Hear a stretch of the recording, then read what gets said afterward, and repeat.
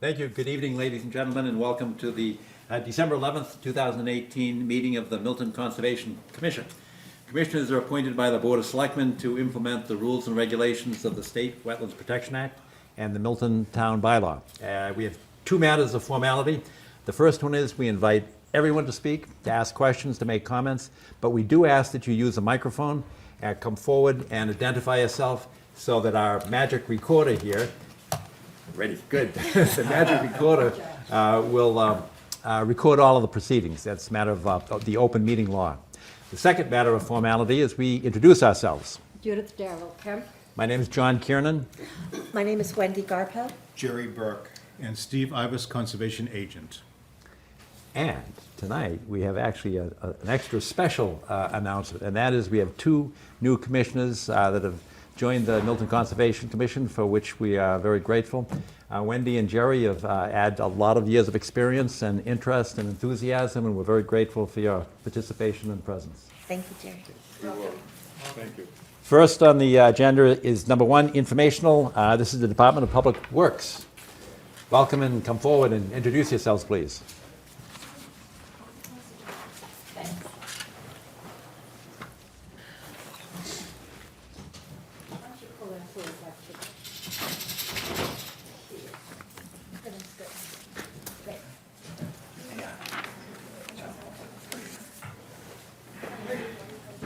Good evening, everyone. Good evening. Chris Trudell.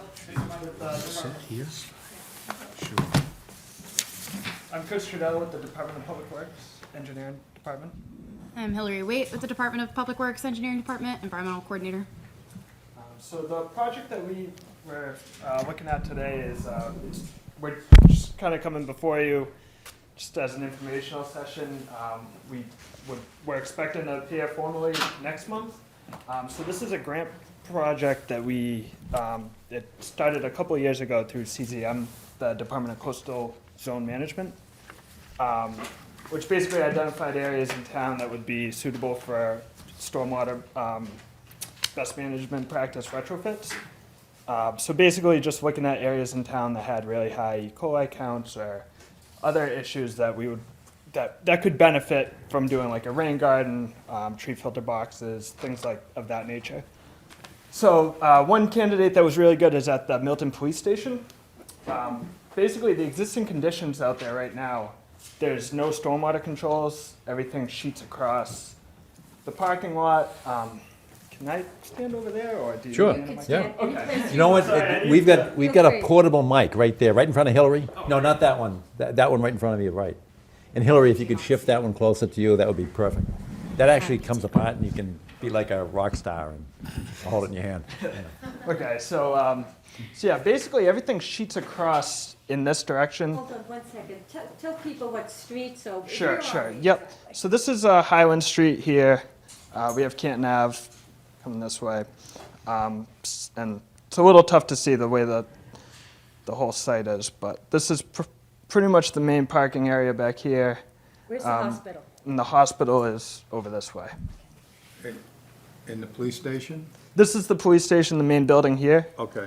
And then, so in the back, they have some sheds and old dog kennels. And essentially, everything kind of sheets this way. There's a bank. You'll see the resource area. It's an intermittent stream. So everything sheets right over to the stream. There's a lot of erosion right now. And the water quality is actually really bad. If you look right over the side there, there's a lot of algae growth. And we do get consistently high E. coli hits. This is actually the headwaters of Unquity Brook. Which direction does it flow? This is It's a good question. downhill. Yeah, so pretty it starts much and goes west to coming east. this way. So towards Canton. No, I'm sorry. It is coming this way. Goes Yep. towards Towards Reedsdale. Reedsdale Road, Okay. which is over here. the intermittent section you just pointed to. Is that the beginning of Unquity Brook? Is that Yes, part of it's Unquity Brook? the But that- headwaters. But that section is intermittent? Yes. Theoretically, yeah. Theoretically, we have a long history we have a very long history of not accepting a presentation that says intermittent until it's proven to be such. Okay. But is it on the USGS map? Is it indicated there in blue? It's not. Okay. And just one quick question, what is the source of the E. coli? Is it a broken septic system in the No, police station? so as far as we know, and actually the DPW has undertaken a few efforts to kind of try to figure out what is going on out there. We've looked in, we've examined the sewer laterals. Like I said, there's not a lot of drainage out there to look at. So I do know, like I said, these are the kennels for the police dogs. I don't really think, maybe just over time, if that's where dogs were going and it wasn't being cleaned up, it could be something like that. And again, the sampling data is actually from Unquity Brook. It's not directly from this parcel. So that there could be other sources that are actually getting there by the time it's collected. So essentially what we would be doing is installing 2 rain gardens. This one up here is really more of an educational one. It'll get some drainage. This is a little parking lot up here, so it'll basically get the front area of the parking lot. This is a pea stone swale out front so that everything can just drain straight into it without really having to do a lot of extra construction, paving or anything like that. And then really all that it will have an overflow control structure. Explain to people what a rain garden is. Okay, sure. So can actually, it's a little breakdown of them. This is the one in the front, and this is the one in the back. So essentially, and this is a cross section. So this cross section here, basically what we would be doing is building a berm, digging out an area, building a berm all around it, directing all the stormwater that's currently being, running right off. We'll direct it into here via a swale, just like this. And then line the edges of it, and then in the middle and the bottom with different species of trees and shrubs and small grasses, which all kind of work together through bioremediation to help improve the water quality. But the important thing is, rather than all that water going right into the stream like it does right now, it gets the opportunity to come into this basin, and it gives it time to infiltrate into the ground, which is really what we want instead of it going into the stream. But as it's doing that, obviously it'll be cleaned by all of the plants that are out there. And I can give a little, these are just some of the trees that are out there. So mostly smaller trees, shrubs, everything is native. The idea behind it is it's supposed to be low maintenance, so things that will come back every year. Very resilient, hardy plants that will stand the test of time. But there is, and I don't have it in here, but there would be obviously operations and maintenance to go along with this to keep it functional. That particular one seems awfully shallow. I mean, is that size for what you're trying to get done? Yeah, so they are. Go back to it. So it's going down about 5 feet. Is the total at the very bottom? It's coming out 5. That first one you were. This one here. Yeah. So this is actually a relatively small catchment area, unfortunately, in terms of the amount of water that we're going to be able to treat with this one. So it is actually pretty small, just because not a lot of stormwater is ultimately going to get into it. Most of the stormwater really comes this way. Most of the water that basin would be treating is actually coming off the hill from the hospital, not really too much from the parking lot. And like I said, this one, really the point of this one, because it's right when you first drive in, it's kind of like an educational rain garden. We'll have plaques and stuff like that out there. Whereas this one, we wouldn't necessarily really want to invite people into the back of the police parking lot. But overall, it is one of the things the town likes to do as part of our stormwater efforts is to have different any kind of stormwater quality unit that we're doing. We want to make it an educational experience, something that other people can come and see. So that's really the goal with this one. And of course, we will get infiltration out of it and water quality that we're not getting right now. Where's the sidewalk here? Is it off the map? Where? This is the sidewalk down there. Okay, I see. Yeah. And there is a walkway just go into the station. So basically, the issue we're having with this, and obviously we need it to be as close to where everything is being discharged as possible. So that kind of puts it right into, and being off of the parking lot as well, that puts it right next to a resource area, and the actual construction would have to be in the 25 non-disturb zone. So really that's kind of why we wanted to come here before we formally put everything together. It's our opinion that even though we would be disrupting the wetland in this area, that the overall goal of the project is really to improve the stormwater out there. It's really in a bad condition right now, both the water quality and just the erosion of the banks. So in addition to installing the rain gardens, we would also install berm all around the edge of the parking lot, just to really ensure that everything gets here. And you can't see, but it's actually, when it gets to the corner of the lot, there's a swale, a water quality swale that everything would get into the rain garden, and then hopefully most of it would infiltrate into the ground. Where's the kennel in relation again? These are the kennels right here, so it'd be directly behind the kennels. But the kennel, the water that's designed to catch the kennel is beyond it, correct? And the kennel is the kennel abuts the Unquity Brook, correct? It does right now, But that rain garden is gonna do nothing to prevent runoff from the kennels going into Unquity Brook. no, it will. So I'm sorry, it is really faint, but there's 1, 2, 3 kennels. This is the top one. You have the brook over here, and all the should be all the stormwater should be directed around the kennels into the rain garden behind it. And also basically from this rain garden to here, it's essentially a swale right now. It's filled in with mulch, but everything from this part of the parking lot, whether from the pavement itself or from that swale, is really ultimately getting to this point. Right now, and it's just shooting right over, but the goal is to rework it just enough to get it all into there. But really, all of the stormwater that's hitting pavement is getting to that point, even in front of the sheds, and they're actually raised up, so everything under them too. What's raised up? I'm sorry. So one of they're kennels and sheds. The sheds are like on blocks. That's what On blocks, so they could be moved. they could be moved potentially. Who flagged it? Mr. Steve Ivis. I did.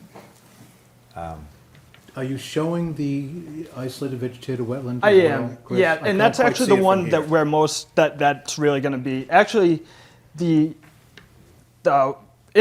stream itself. Mm-hmm. We're technically outside of the 25-foot no disturb with that. Okay. But it really is that other the isolated wetland that's going to be the issue. Yeah, there's an isolated vegetated wetland at the bottom of the slope. And how that wetland has come to be, I think, is water from the parking lot itself has gone there for many years, probably since the police station was built. And wetlands plants have been growing in that little swale. The swale does not connect quite over to the. No, it doesn't have to. Pardon? It's still jurisdictional for us. Oh, of So course, yes. Are we in the wetland or not? Are we Is in the rain garden going into the wetland? No, I don't believe so. Is that correct? You said It's it was not in the wetlands. It's- you said It's in the 25-foot buffer. 25-foot zone to the isolated vegetated wetland. John, this looks like this is the line for the 25 foot, so it looks like Right. it goes, Right, I couldn't see it from here, that's all. yeah, this is it Yeah. here, So- it goes up and here, so just behind it. Could I see the second page? Sure. This is just kind of showing the placement of the different types of plants. Yeah, and then actually, I think the one after that, the description of the trees and the shrubs. Yeah, I saw that, this is a great assortment of trees and shrubs. I couldn't be more pleased. It's wonderful, who put this together? It's fabulous. So actually, the 25% plans for this project were put together by Niche Engineering. Okay. And that was the the first part of this grant was basically getting the design plans put together. It's a great assortment of just a couple of big trees and then wonderful smaller trees, the tupelos and the magnolia. It's nice, and they're all native, so. Was Niche using G2 by chance, landscape folks? I don't think so. I think they do it all Niche themselves, in-house. okay, because I was in a meeting with them and they're using G2 on another project. Okay. So, Sidewalk? if you'd like, absolutely. I would, because I'm Certainly. interested in whether or not this is gonna trigger an alternatives analysis, and the real issue is whether or not we can move the sheds without, significant cost.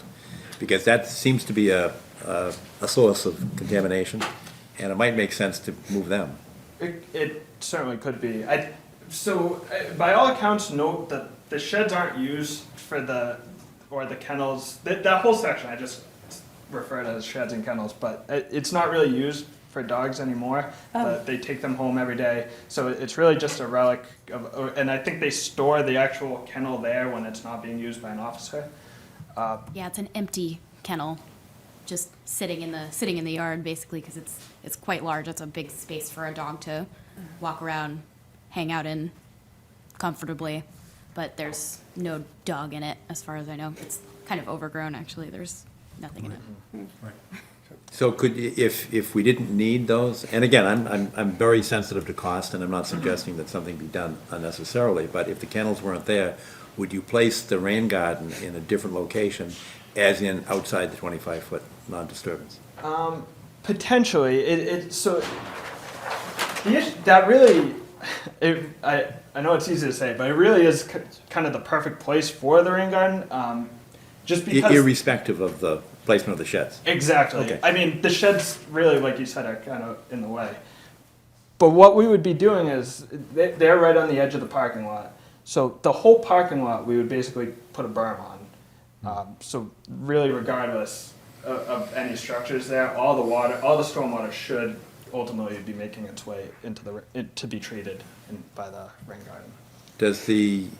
Does the grant itself require a matching contribution from the town? It does. And what are the amounts? So the proposed project had a budget of about $108,000. We applied for a 75% match, and we got about a 60% match, so we were awarded just under $60,000 for the project, so it ends up being maybe like 57-58% match. So the overall cost of the town, I'm looking for the proposed budget, was projected at about $28,000. It's more likely to be around $40,000 compared to the $60,000 that CZM would contribute. And that's the Mass Office of Coastal Zone Management. And this is, this is new for the town, right? You're applying for grants like this for? So I'd like to give credit to our predecessors on that, because this project, this is the second round of this grant that we've been awarded. So a couple Wendell of Park? fiscal years back. That's actually a separate.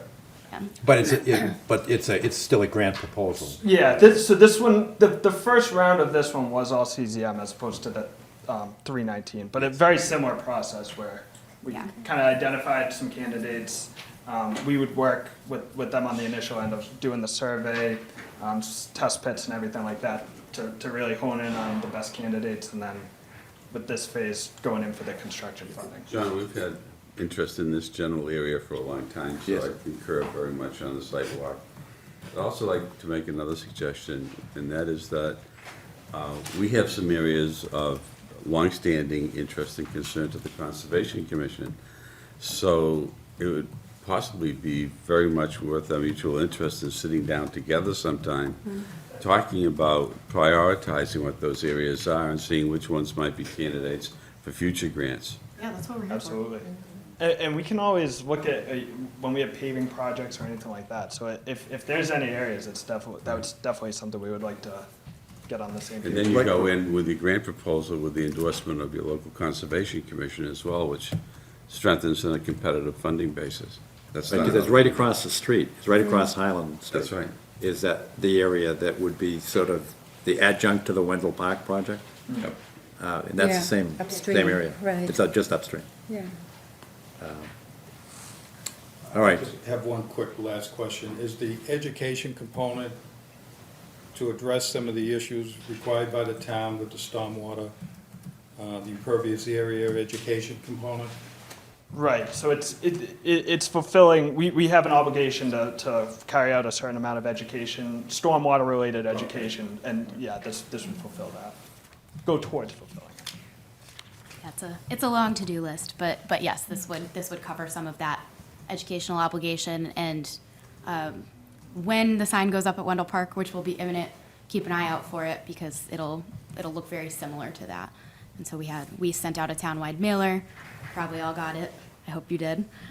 And so while this project isn't budgeted for that, we are going to try and get some interpretive signs up at the project. Great. Okay. Any other questions? Yeah, in my experience working with rain gardens in other municipalities, it's a wonderful opportunity to partner with schools or scout groups to maybe help with the planting or the maintenance. And I was wondering if you guys had pursued any of those kinds of ideas. Not yet, but that is definitely, so we do, part of what we're doing for education right now is NEPRA, the Neponset Watershed River Association, they come in, do you know how often it is? For swimming, once a month. They do a couple of For the samplings. No, for the classes. Oh, for the classrooms, I don't. Well, anyway, they come in at least once a year and teach Once a year fourth with the graders. fifth graders, I think, isn't it? Fifth Fourth graders, graders, okay. yeah. So It's actually the garden club that does that. it is, Yes, it's not, it is. No, it's a garden club. Okay. I know.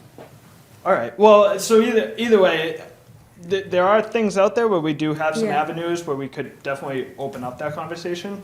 I think it would definitely, at least for maintenance, that would be a really good idea because, And I know On you're, this note, you might check with the high school and see if they yet offer an AP environmental science course. oh, definitely. That would be a perfect population to work with, and if they have non-AP environmental courses as well, those students, so you could take a look at a group of courses possibly at the high school. And not just the high school, Milton Academy, Fontbonne Academy, whatever. We have other entities. and I know your troop has been involved in past neighborhood cleanups, so Why, yes. that's definitely something, expanding to the scout groups as well. Thank you. I'd love to work with you guys on those kinds of collaborations. Awesome. Yeah, that's great. Folks, keeping in mind that this is an informational session, and we expect for the next meeting that we'll have a notice of intent with all the specifications designed, and that's open to the public as well. So we would expect to look at that in January, so you'll have another opportunity to come in and see the specific design. But in the meantime, is there any question or comment or suggestion that anyone would like to make?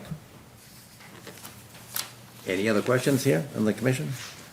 Given that, thank you very much, and we look forward to seeing your notice of intent. Thank you, and know where to find us in the Now, meantime. At the Thank same you very time, much. before you leave though, apropos of a site walk, Steve, do we have any other site walks coming up on tonight's agenda?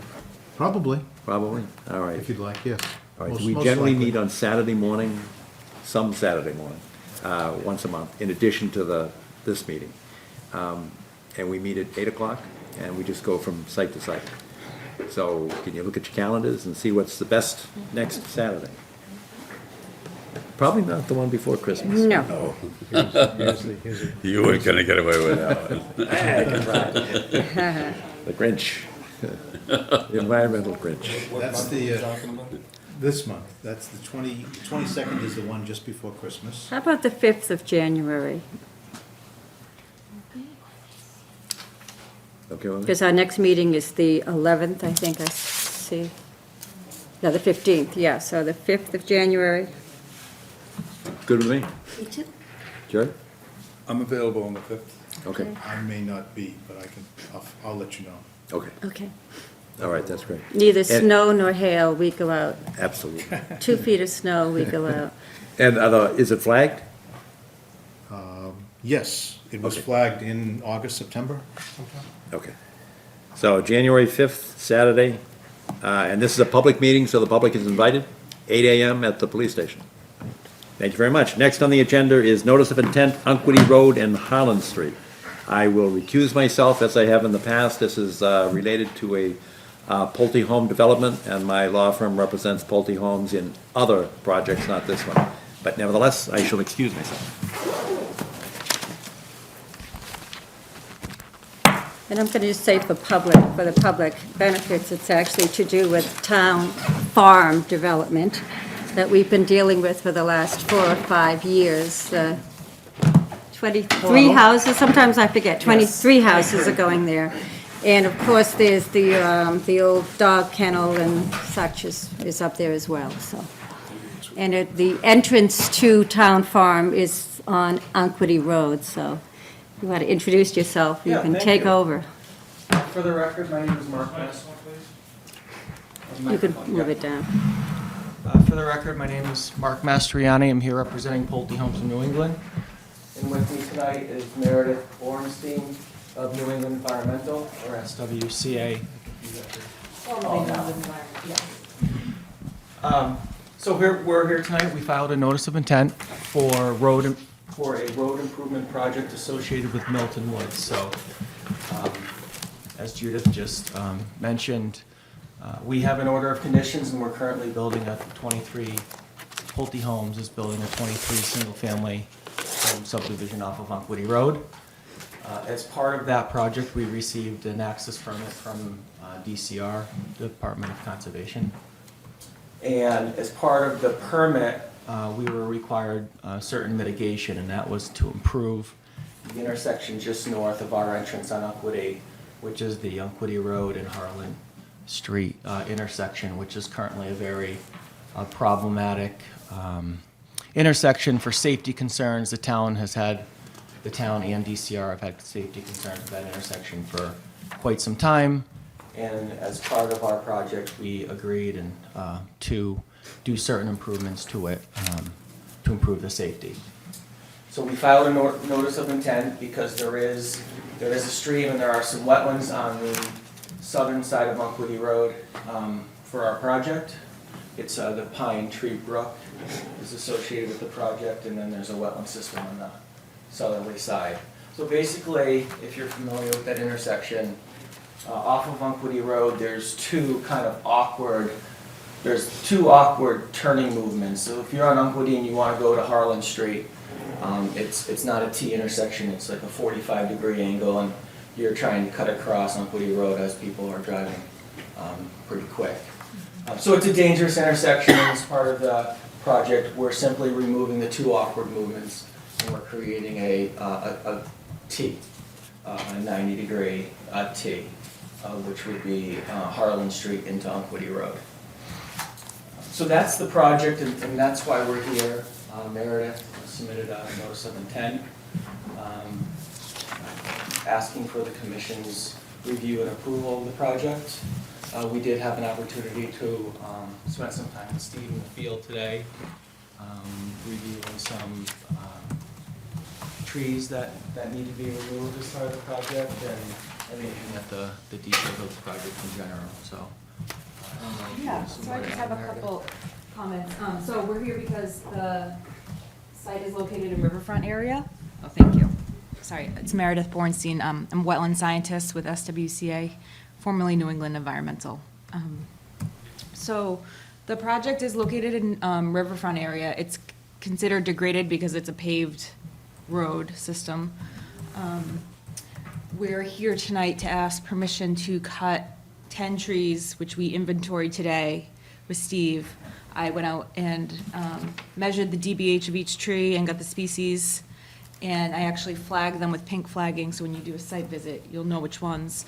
Right, all the wetlands are flagged right now, and we're calling it a vegetation maintenance area that's also staked, and just in that area, you'll see it's basically between the guardrail and the stakes, vegetation will be managed. And of 10 trees, we're asking permission to cut 10 trees. Just could you show us on this? Sure. What's the pink, Okay. what's the yellow? Could you Okay, explain what that so is? this is Unquity Road up here. This is Pine Tree Brook. It flows under the road. There's the dam, formal dam or Yeah, there's a dike over dam there, here, yeah. right? And the brook flows to the east. All of them.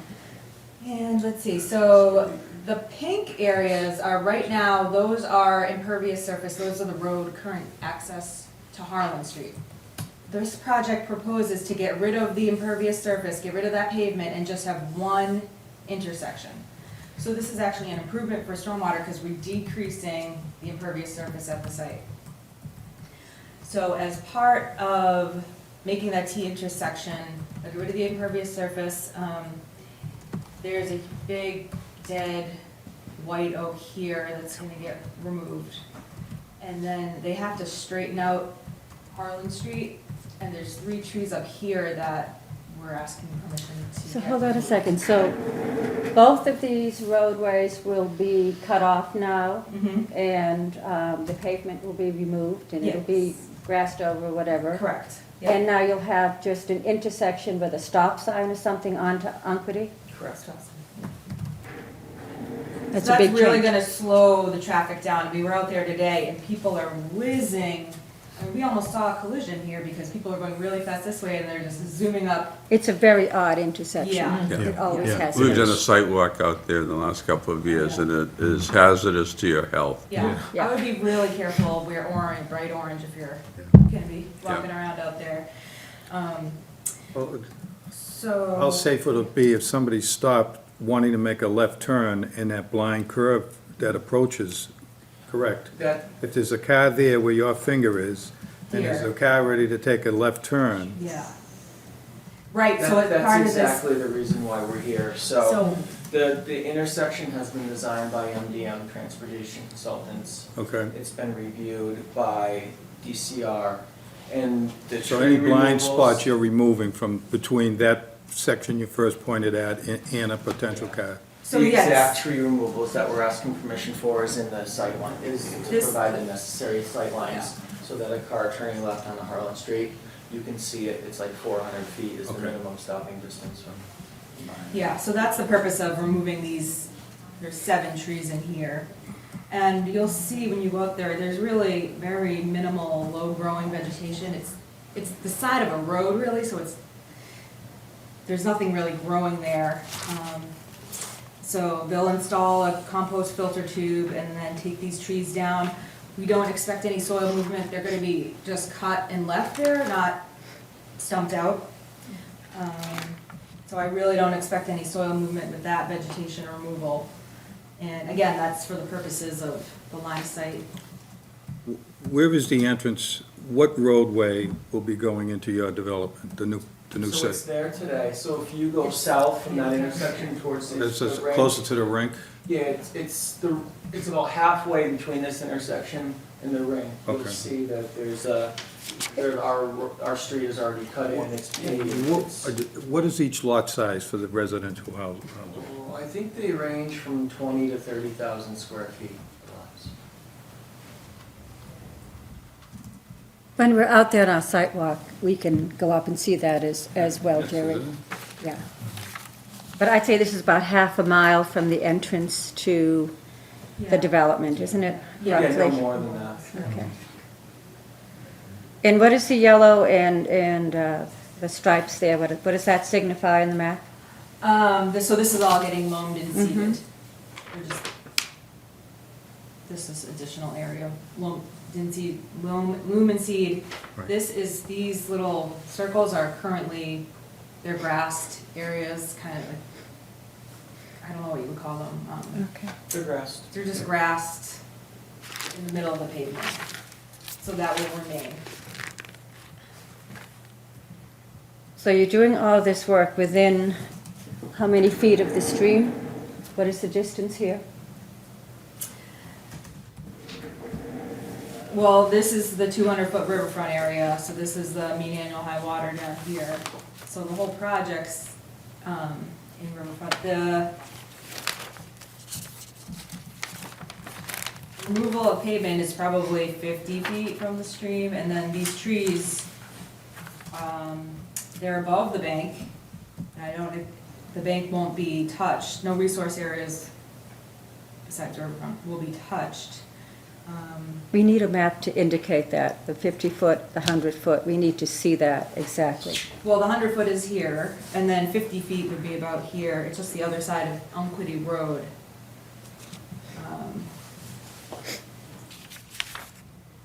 Is 50 feet from the wetland edge. Yeah, that's correct, right there. See?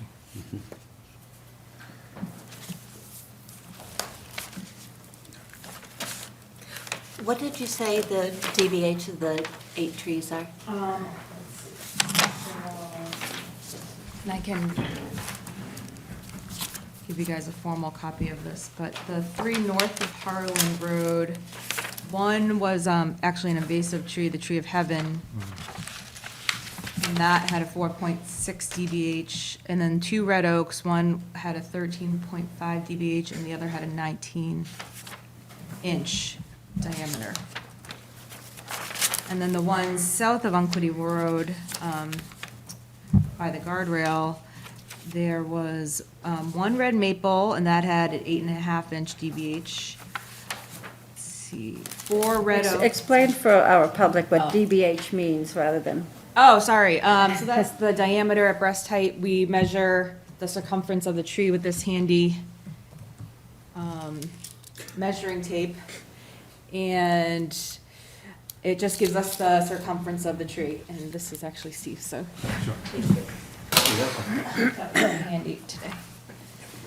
So most of these trees are relatively small. The biggest one is the 19-inch red oak. Do you want me to keep going on all the trees? The smallest one has a 4-inch red oak. And there's two white pines.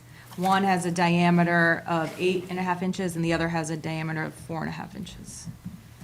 So they're fairly small to medium trees.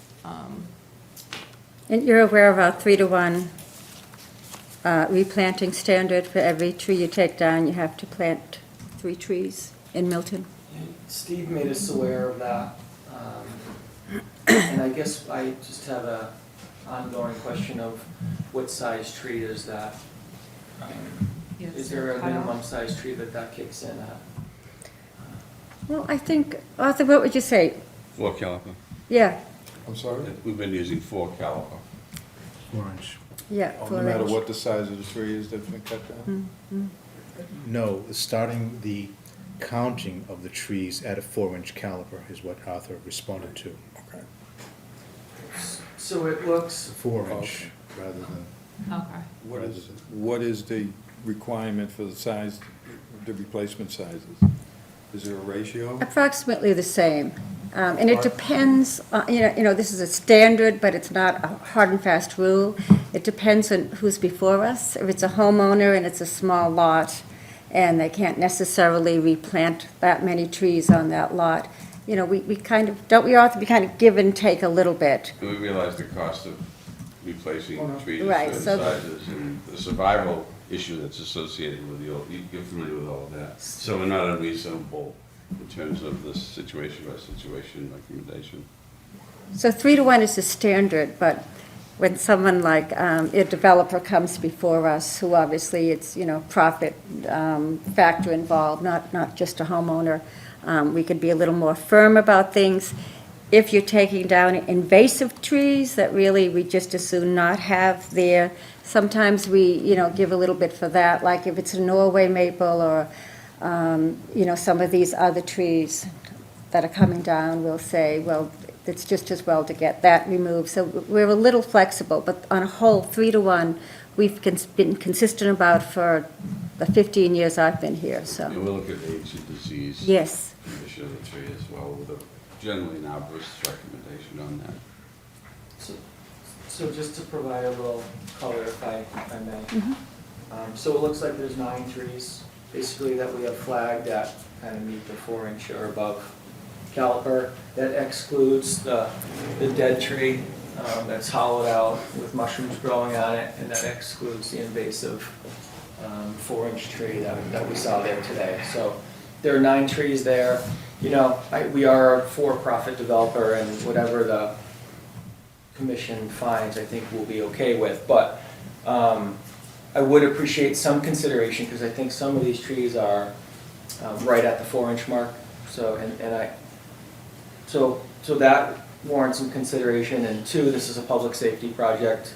We're really acting on behalf of the town and DCR here as part of mitigation of our for-profit project. So, if the commission can see through that this is really it's really a safety project and not really a project that we're making any money on, that would be helpful. I'd like to make a related recommendation for consideration, and that is, once the number of trees is settled upon, that we put them in the tree bank. We have a virtual tree bank. Yeah. At the smaller lots, we cut down a lot, but it's not feasible to replace, put them in a tree bank. There's money associated with that.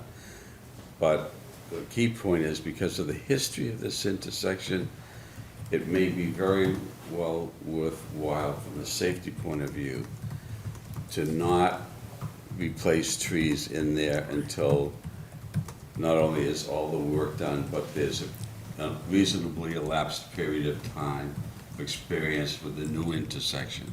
Yeah, that's a good Before idea. anybody starts to look at where replacement trees might go there, if any, and then the balance could be in the tree bank, if that makes sense to everybody. That's good.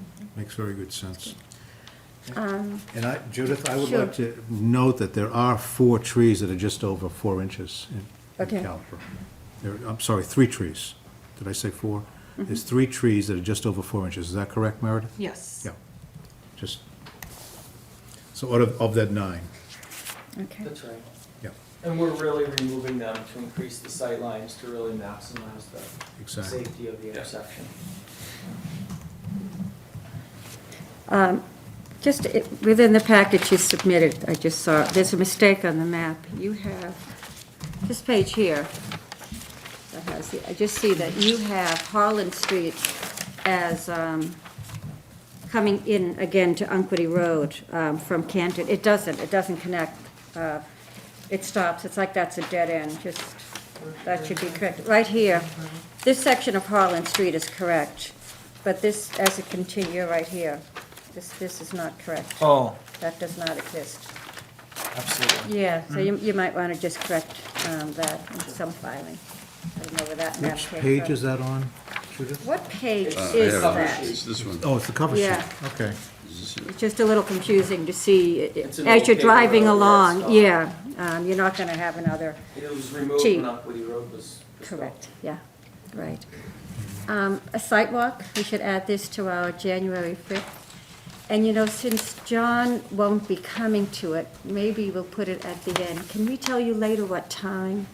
It might be not till 10 o'clock or so if we have other places to go. You That can works get in great. touch with Yeah. Steve and he can let you know. Sure. exact- But it will be on the 5th of January. Okay. We did receive a DEP file number. Yes. Have Oh, good. that. They didn't have any comments. Right, that's correct. So I didn't see. Which I didn't get means, an official letter, but I just went on their website. right, I did that today as well. Yeah. And what they do is they say, yes, it's okay. They didn't have any specific negative comments. And they said it's okay as to form, is what that means. If Okay, they don't so- have any comments. Okay. So they just, Which is a good thing. well, yeah, they just, so there's no additional information we need to provide for E DEP. Exactly, exactly. Michael, on hold, when would you be expecting to do this work? The work is expected to be done in the spring, so when the road reopens, weather depending. And what's your estimate for completion? Time for completion? How long That's will a it good take? question. I don't think it's more than a 4-week project, 3-week project. It's Really? pretty minor work, really. It's really superficial. There's very little drainage, there's very little curb work. It's really just removing a couple of the pavement drives that are there and building a new one. And yeah, it could be a couple weeks. And all of our usual protection for the stream will be in place. You'll have car logs or something along there and Yes. what's in our boilerplate. Yes, compost filter tubes are proposed along the brook. Okay. Yep.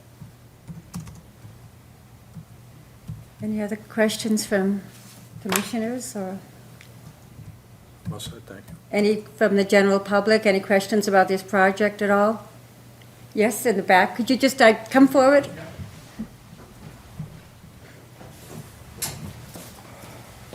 I think you just identify yourself. Yes, thank you. Lee Toma, resident, 58 Aberdeen Road, and member of the Traffic Commission. I haven't had a chance to look at this, so I'm not familiar with it. How many trees did you say you were removing from the site? 9 Nine. trees. Is that going to be enough for visibility for traffic coming northbound on Unquity Road?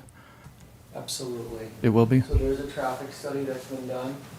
There's extensive sightlines that have been looked at. And Okay. that information is all available. Okay. Check with town planner, or, Yeah, absolutely. okay. It's all Ye- on the plan. Yeah, just, I was concerned, looking at it online, it looked like there might be need for more trees than that, but again, I haven't seen the studies, so. Yeah, just to give you some more background, so as part of the Milton Woods project, Yeah, that, or as part of the access permit that was originally issued by DCR, there was 2 alternatives for this intersection, and there was a round of review and comment with the town and with DCR, and ultimately, we arrived at this specific location of the alignment based on the traffic consultant's recommendations and their guidance. So the new drive has been set right at the apex of the curve to maximize sightlines, and the clearing that's being done, so we're talking about trees, but there's also some, there's erosion control all through here, you can see it. Mhm. But there's a maintenance area and a clearing area that really maximizes the necessary sightlines that needs to be okay. maintained. All right, thank you very much. This is an improvement to the intersection. Yeah, It's being I done. agree. It's being done for good reason, it's been thought out and well designed. Okay, thank you. Toma, what do you think, of being on the traffic commission, if this idea of someone's coming, it would be south on Unquity and has to take that left-hand turn? I travel through there frequently, and it seems to me that a lot of people go through there faster than they ought to. There was one traffic fatality there just a couple years ago, and I think it's a significant improvement because people won't be zipping right through there without stopping. But on the other hand, with traffic coming northbound, I think that's kind of a blind curve the way it is now. So that was just my main concern about that. Okay. You know, as you go into Harlan Street up here, this is the town forest all up here. It's one of the few really open areas. There's lots of wetlands up here. In the springtime, there's spring peepers. It's one of the few places left in Milton that you can hear the spring peepers as you Very drive loud. through. So I think it might slow things down and make this a little more protected I would area hope up so, here. yeah. So, Thank you very much. Thank you. One more thing, if you wanted to take a look at the site itself, I might suggest that you put on all orange, maybe flashing beacon, and actually walk the bike path along the southerly side of that. And walk it for yourself to take a look. There are stakes there in the field today that show the limit of any clearing work. So it's very clear as to where the stakes are and where the clearing work will occur. So you might want to take a look at that for yourself. Also, Thank Mr. you very Toma, much. on that January 5th, that's a public meeting. Sure. So you're more than I'd be welcome. interested in Anyone that. can come to that meeting. Thank you So again. just because we did a lot of work, and just so you know, the people drive faster than this posted speed on this road. And the data recorders, and the design is done of the actual speeds that people are driving and not the posted speed. Right. So, the sight lines that are provided us, this person is slowing down to take the left and actually stopping, because if there's oncoming cars, we're providing the necessary sight distance, so people will be able to slow down and stop. And I'm sure you optimize the position of that intersection for that sight line too, We just absolutely like did. your other roadway, so, Yeah, we absolutely okay. did. Thank you again. Thank you. Thank Are there any other questions from the public? If not, thank you very much. January 5th. Okay. And Sure. I'll still be here. just get in touch with Steve about the time. Taking off the next day. Okay. Actually, we want, this is the Yes, please. Mailing. How far along are you in the development? Thank you very much. On the subdivision? Yeah. Good. So there's a binder pave. So no construction started? There's one house that's sided. Okay. It's the model home. There's like 3 other foundations that are in, All right. and a lot of site work going on. There's a lot of material there. We'll plan to drive up there, Jerry, when we're there on the 5th. It's worthwhile Steve's seeing. been up there quite a few times Yes. with our team, so. Most recently, last Friday, I had a close encounter of the third kind with Mr. Rosati. We spent a lot of time on the site. Okay. How's that drainage issue, the drain? Drainage issues and yes, and access, site access issues, construction entrances issues, you name it, Well, we can talk some more on the 5th. of course. Thank you very much. Thanks for coming in. Madam Chairman, I would rather not have the chairman come in just yet, because we have one more thing to talk about that concerns Pulte Homes of New England. Okay. Okay, and that is the draft conservation restriction. And Kathy was telling me earlier. Pardon? No, I don't think so. No, this is sort of an internal thing, but we need to talk about it. Okay. Last month, you sent this along to selectmen, I believe it was? Yes, And town council, was that Yes. correct? correct. I don't believe we've heard anything, but Kathy was noting, and I have to agree with her, that the questions that were asked by Pulte and their council, I think that's maybe Marion? Yes. I'm not sure. I'm not sure who Yeah, the I'm council not was. sure. Marion McKippen? Yes, Yeah, it might have been I Marion? don't think so. I think so, yeah. No. Okay. But No. she's here if you want to check with her. She's here, you Yeah, said? she's across the hall. Oh, okay. But in any case, the questions were really for the Conservation Commission that are really asked in the document, so that Kathy was making the point that it's the commission that really should try to answer the questions, since they are directed toward the commission. You may wish to have another work session and look at the questions, just a suggestion, at some point in the future, in the near future. I think that sounds fine, since we have 2 new members, to get them up to speed. You have copies of the document. This is for This is a sort Town of Farm. a thick document that you might have gotten in It's in our pack. in your package, right. And there were some questions asked. And I think that we could put it on the agenda for next month as well, for January. How does that sound, Arthur? And you'll have a chance to have looked at it, you'll have questions. Yes.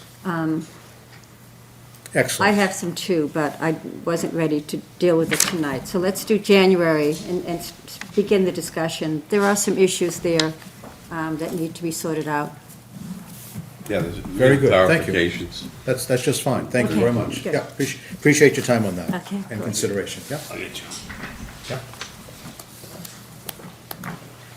The thing with that development is it's been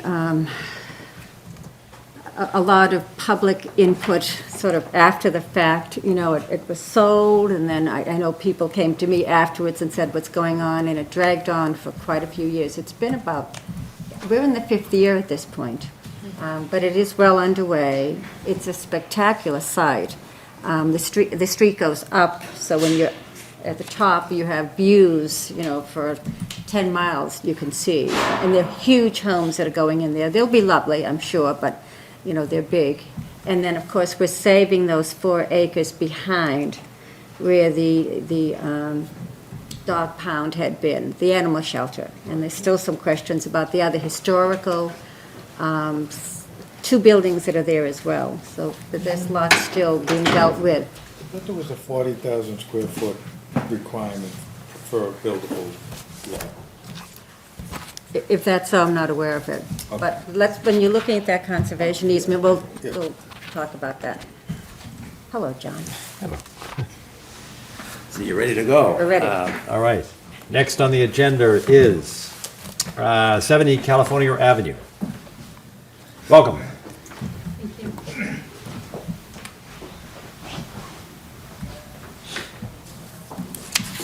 John. Hey, how are you? I do not have a poster board my first time here, so I was not prepared well. Can I lay it out in this? Would that be okay? Sure. That's all Yes, in- absolutely. It's all in your plans right now. We have the mini version. Yes, you get a mini version.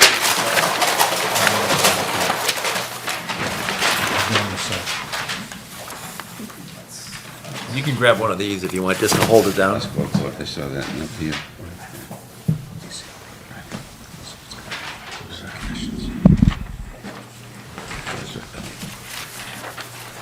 I'm Greg Lumner, and it's my wife Susan. We're the owners of 70 California Ave. It's a single-house dwelling.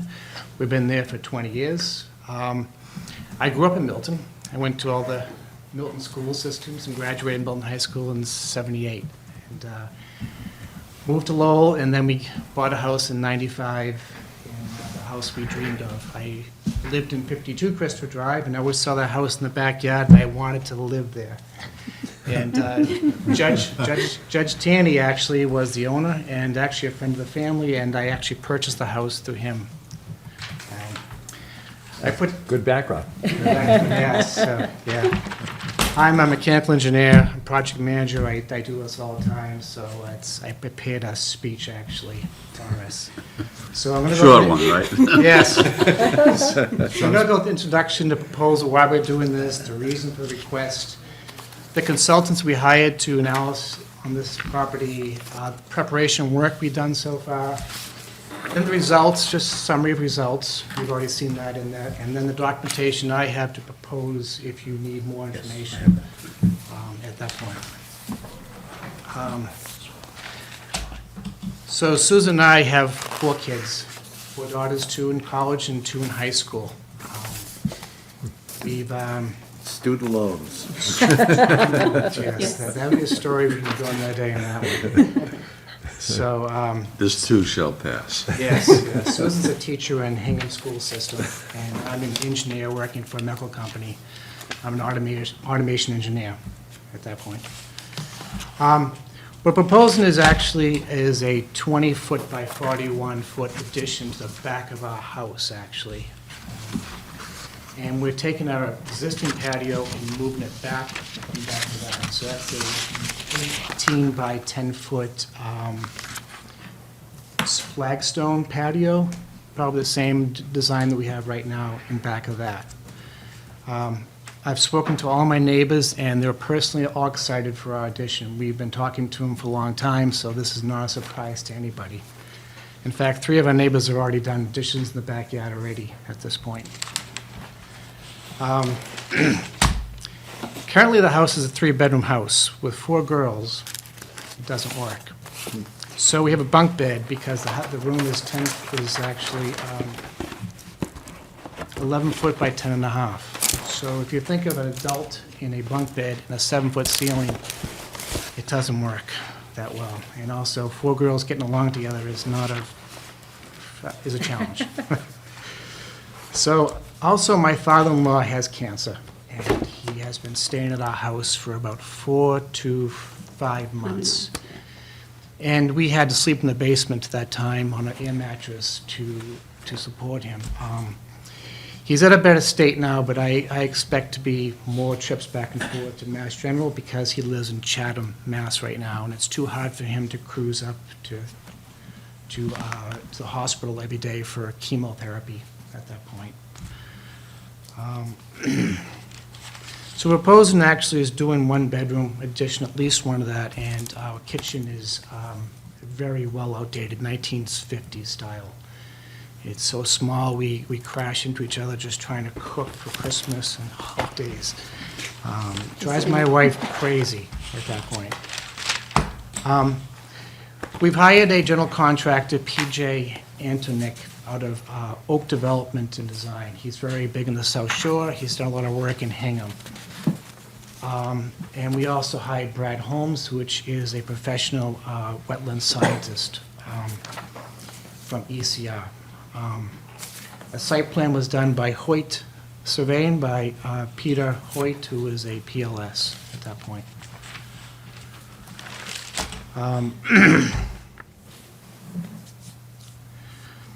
Oak Design created a site plan for us and indicated the trees, the walking patio, the driveway, providing boundaries, wetland delineation. Brad Holmes's team actually put down 10 bordering vegetation wetland flags, pink and black stripe, actually, placed along the wetland area for site. And he performed this analysis per DEP 310 CMR, or 10.55, actually, so. The results. The property is not located on a flood insurance map. The last flood that we had last year with all the rain on Quincy, we never saw any water at all come close to our property. Even though the back wetlands rose up a lot, it was at least 3 feet below that grade at that point.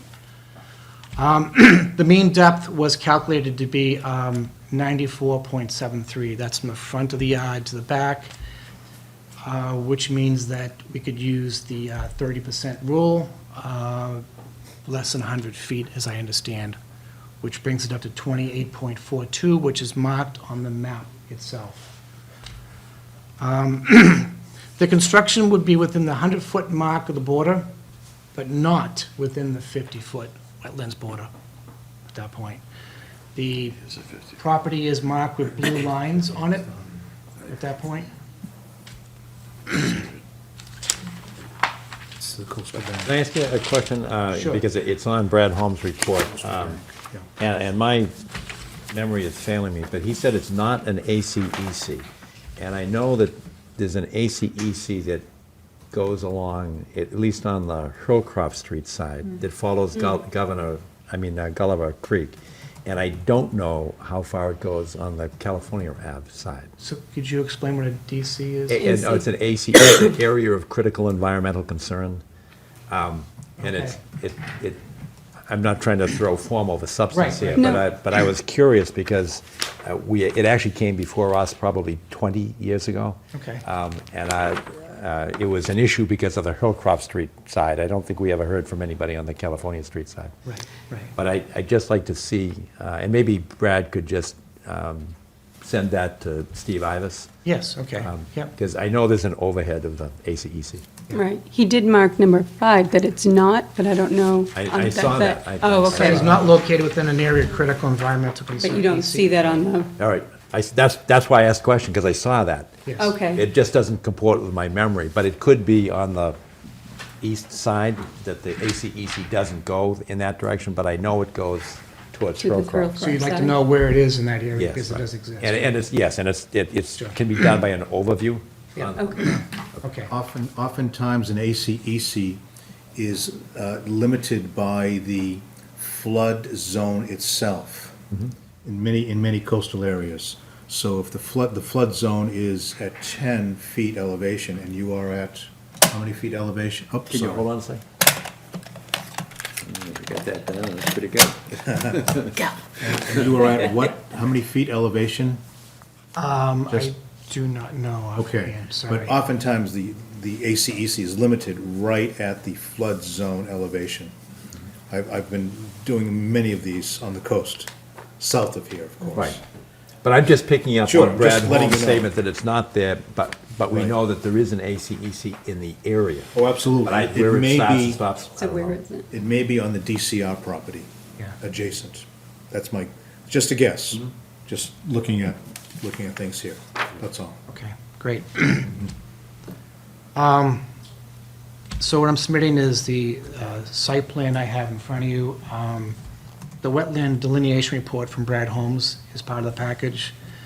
I have pictures and videos of the property if needed, but I think if you do a site plan, it's probably a better way of actually understanding the property than those pictures, but I'm welcome to present those if you want.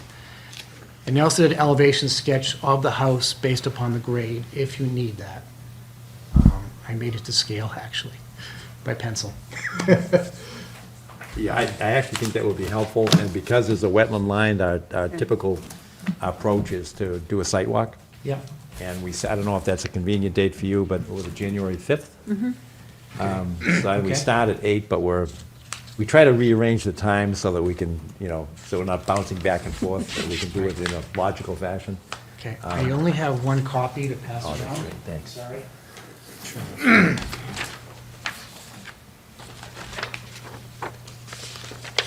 Usually, we get the engineer stamp plans for construction within our jurisdiction. But do you have you've got an engineer, and I know your background, but I mean, do you have a stamped plan for The Hoyt, those that come? Hoyt Surveying would actually put that in if needed. He didn't at the time think it was needed, so I guess he didn't put it in there. I'm not sure why, but. Actually, it's on this. It's on this. The Hoyt is on that. It's on the site plan. It's on it's on the site plan. Oh, it is? Is the Yes. information on it? Okay. Yes, Hoyt is on, it's got a stamp. Oh, you Yeah. got John? What's that? You have it. Yes, but. He was but talking it's about my I'm- sketch. I'm talking about the building, Oh, the elevation. yes.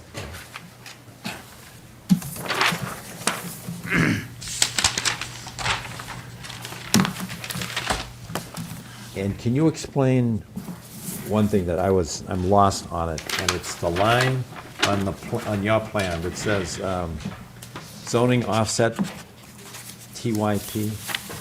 It doesn't look like it's got anything to do with the environment, but I'm just curious as to that red dotted line. It cuts through the proposed That is addition. the zoning area for Oh, those- Milton to, I gotta go for the zoning board. Right. And I'm over that area, that's why it is. So the, So do you need a variance from them? I do actually, it's, yeah, it's a two-part step, actually. Now, did you say with all the rain this fall, you didn't have We don't get any flooding water. in the backyard? Never. Oh. Our basement's absolutely dry, we've never had any water. 24 years, we've had except no when the hot water. water burst. That's it. But how about in the backyard? Nope. Is it wet? Do you see any water there? No Any puddling, no standing? ponding, no, nothing. So that last storm we had where water was everywhere, the water depth as far is, if you go in the backyard, the trees are, the water did come up to that point. But I want to say it's at least. Well, it's an 3 to embankment. 4 feet, my estimate. The difference. Elevation. Elevation to Right. my. Well, there's an embankment behind us, right, going down into Yeah. the marsh. It actually slopes down, our property's pretty flat, and it kind of slopes down a little bit down towards the wetlands. But we never see water. Was that area filled in? Yes, it was. Was it? Yeah. Part of it was, yes. 1950s, and there was a lot of, sorry, junk that's actually under the ground. Yeah, the top. when they put in the expressway or something. That's right, yes. Yeah. And it looks like the area was excavated, a portion of the area was excavated, almost like a bowl there, and they left a berm next to the salt marsh. Yes. It's very interesting. You can actually walk on top of the berm to look at the flags, because I did that last week. I know it well because I Is that grew the up in path? 52 Christopher Drive, which looked in the backyard of that house. So Yeah. as a kid, I always saw property. That used to be all trees there until they built into that area. So, That's why I said partially, because some of it was upland. yeah. In concluding, we're not going to cut any trees down in this addition, by the way, and we're going to have a landscaper to put in landscaping that's going to absorb any kind of runoff from the house. They'll take care of that. We make sure that there's no tractors on the property when it's being dug up at that point. It will park into our driveway at night. And also do hay bales outside around the property just in case, as it's a typical construction. And Somebody coached you to say the right things, right? You're saying exactly what we want to I'm hear. an engineer, I look for the details. And there's no cars parked in the back lot, obviously, and we only doing this one addition. This is not something that's going to be an add-on, and this is not to sell a house. This is just a quality of life. We're struggling for the kids to For space. space right now, and there's no pool advanced tonight too. So you obviously knew this, but I'm glad that you said it, because it's great when the applicant knows this. Sometimes the contractors don't know that they can't park their equipment overnight in our jurisdictional area. Yep. But your driveway is outside of it, so they can park there. Yes, yes. And we're just very careful about refueling and overnight storage of hydraulic equipment. Sure. Yeah, no. But I think you've got enough room to park back there. We got a two-car garage, actually, and two-car parking lot. Any other questions? One of the things that I'd like to see, and I think you can probably put it on this plan, but where the hay bales are going, because Okay. we will want to see designated on the plan where the limit of work is and where the hay bales are going.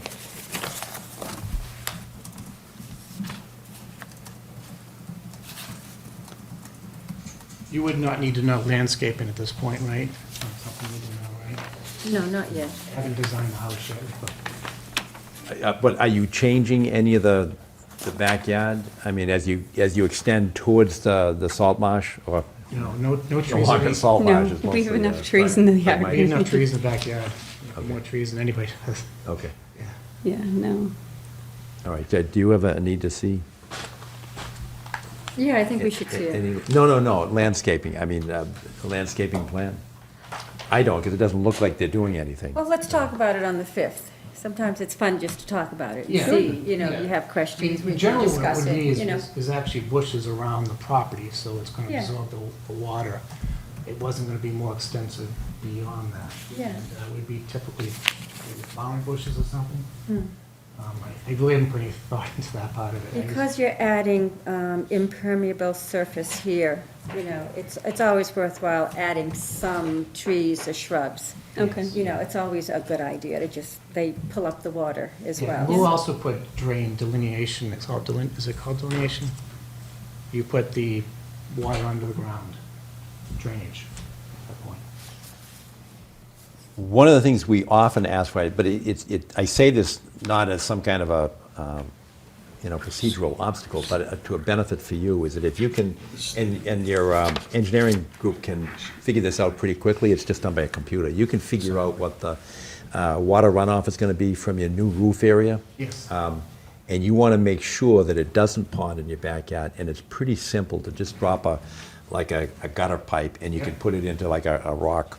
It's just Yep. it's like an old cesspool. Good, yeah. Dry well. Dry well. Yeah. And it works. Yeah, Because you said you don't have ponding now, which is No. great, but you don't want to create it. absolutely. And it's not a big cost item. Great, thank you. Recommended very highly. Yeah. It looks like they have very pervious gravels in that area. If the soil from the berm continues Yeah. toward the house, Yeah. absolutely. Very pervious Yeah. materials. All right. Now, what we do is, we'll do a site walk on the 5th. Okay. That's a public meeting, so we can vote right there. Oh, okay. So it's not a delay issue. Excellent, that's great. Are there any abutters or members of the public that have a question or would like to make a comment? Seeing none, any other questions from commissioners? Good job. Thank you. Then with your assent, we will continue this until your house on January 5th. Great, thank you so And we'll much. be there, if you stay in touch with Steve, or if Steve is not there, it's Kathy Bowen. Okay. Okay. Happy And Bowen. she can tell you what the order is. We start at 8 o'clock, so Sure. I'm sure by, 9 or 9:30, we'll certainly be there. Wonderful, thank Okay. you so much. Thank you. You'll fall in love with my property, by the way. Thank you. Thank you. Yes, oh, terrific, thank you. Thank you for your time. Thanks for your good preparation. Nice. Thank you so much. Next on the agenda is 330 Truman Highway.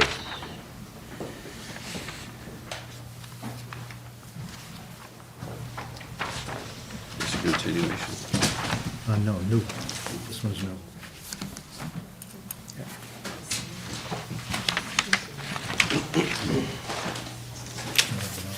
Some discussion with the change of plan. Discussion. No, it was 310. Good evening. Hi, good evening. How are you? I've green cards. Sure.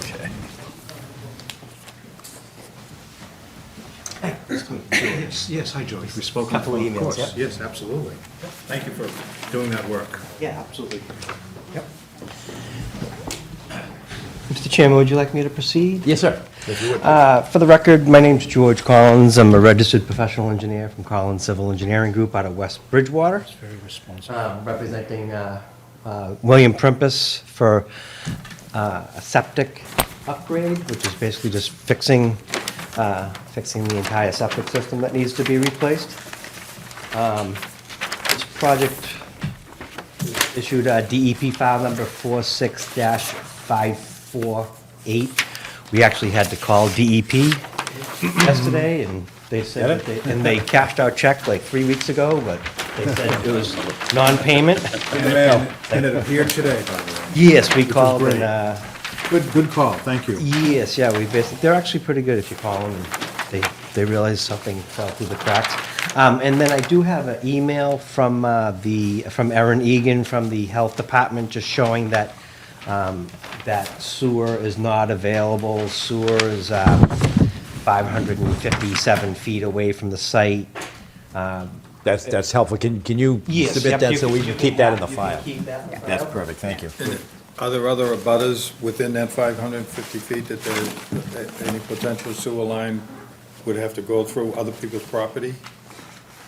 I honestly don't have that information. Basically, Do you know if it was north or south of the property?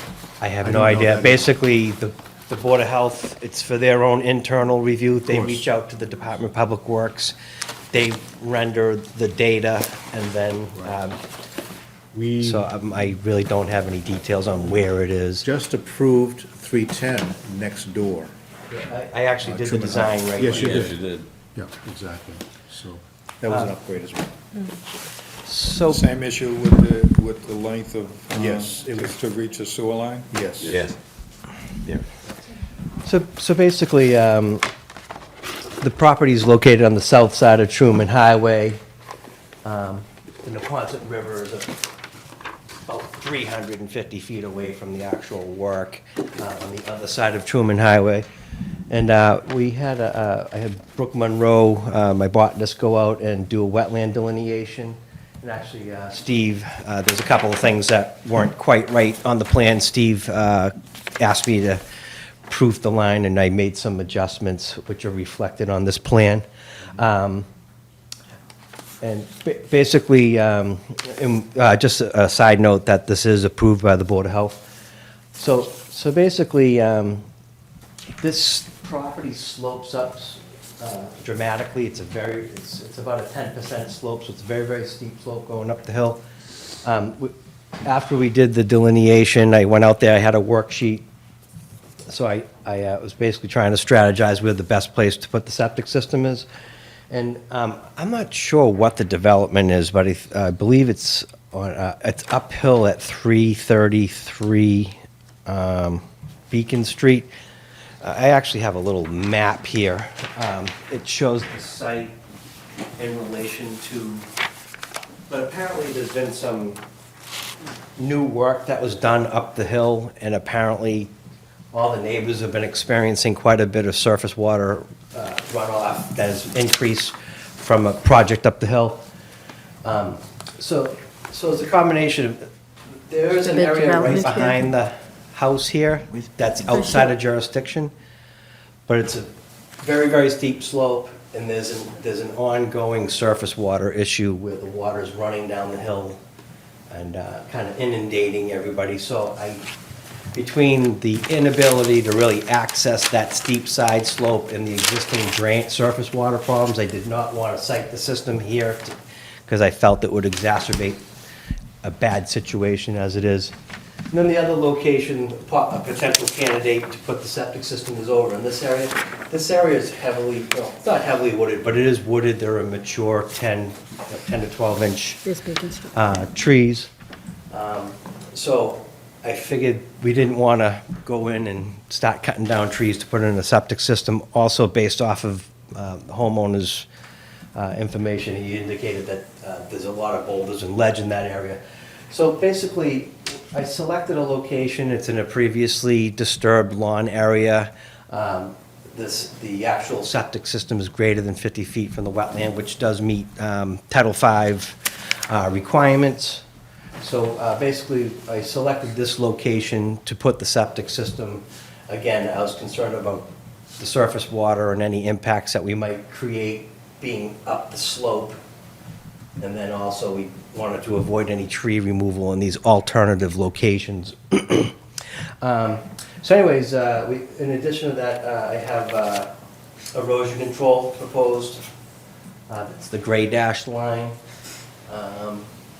You have a 12-inch diameter composting silt sock that I think would be very effective at, George, can I ask you something? Sure. I think you probably already answered it, but my first question was, why is the soil stockpile closer to the wetlands? Is there any place to stockpile it on the other side? And I heard what you said, it's going uphill. yeah, I mean,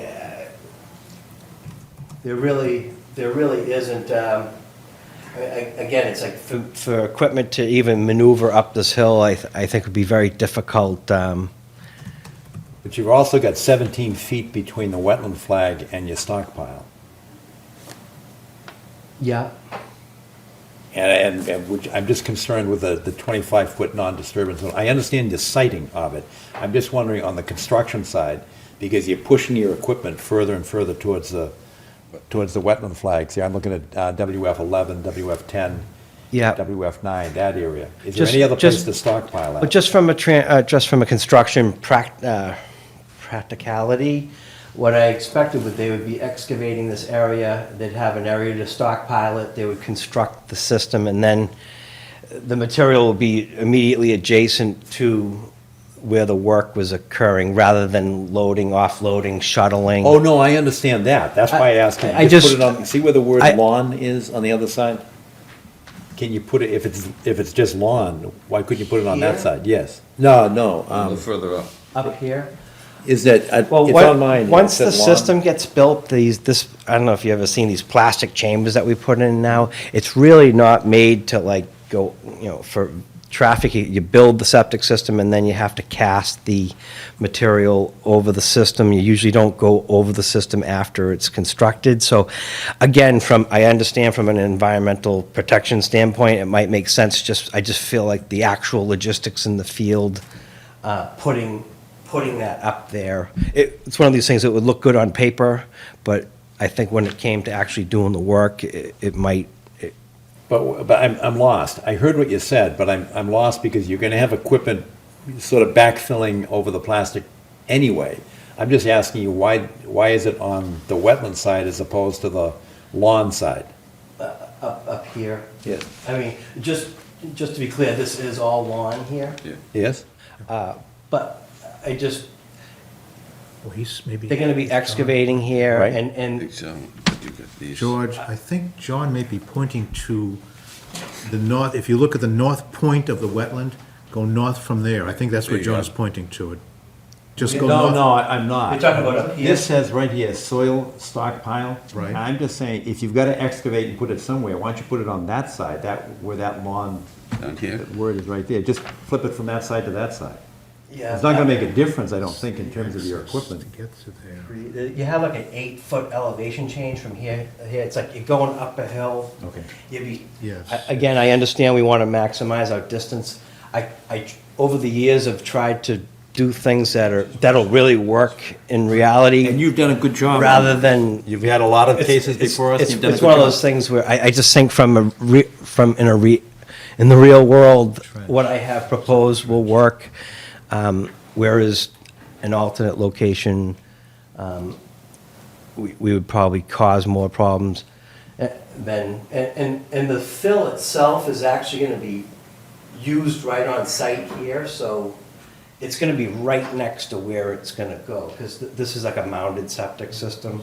Oh, yeah. So I believe, I just felt that we would excavate there, put the material there, they would build the system, and then the stockpiled soil could be just pushed right up the hill to provide the grading that's gonna be required, so it's really kind of a tough site as far as, See your gray line here, that's your that's erosion control. erosion controls. Do you anticipate any equipment on the wetland side of that erosion No. control? No. Yeah, no. And then something else we could possibly look at, we could possibly fortify that area with some hay bales behind the behind the. Did you say there's been a lot of runoff the neighbors were saying in the last year or so? Yeah, yeah.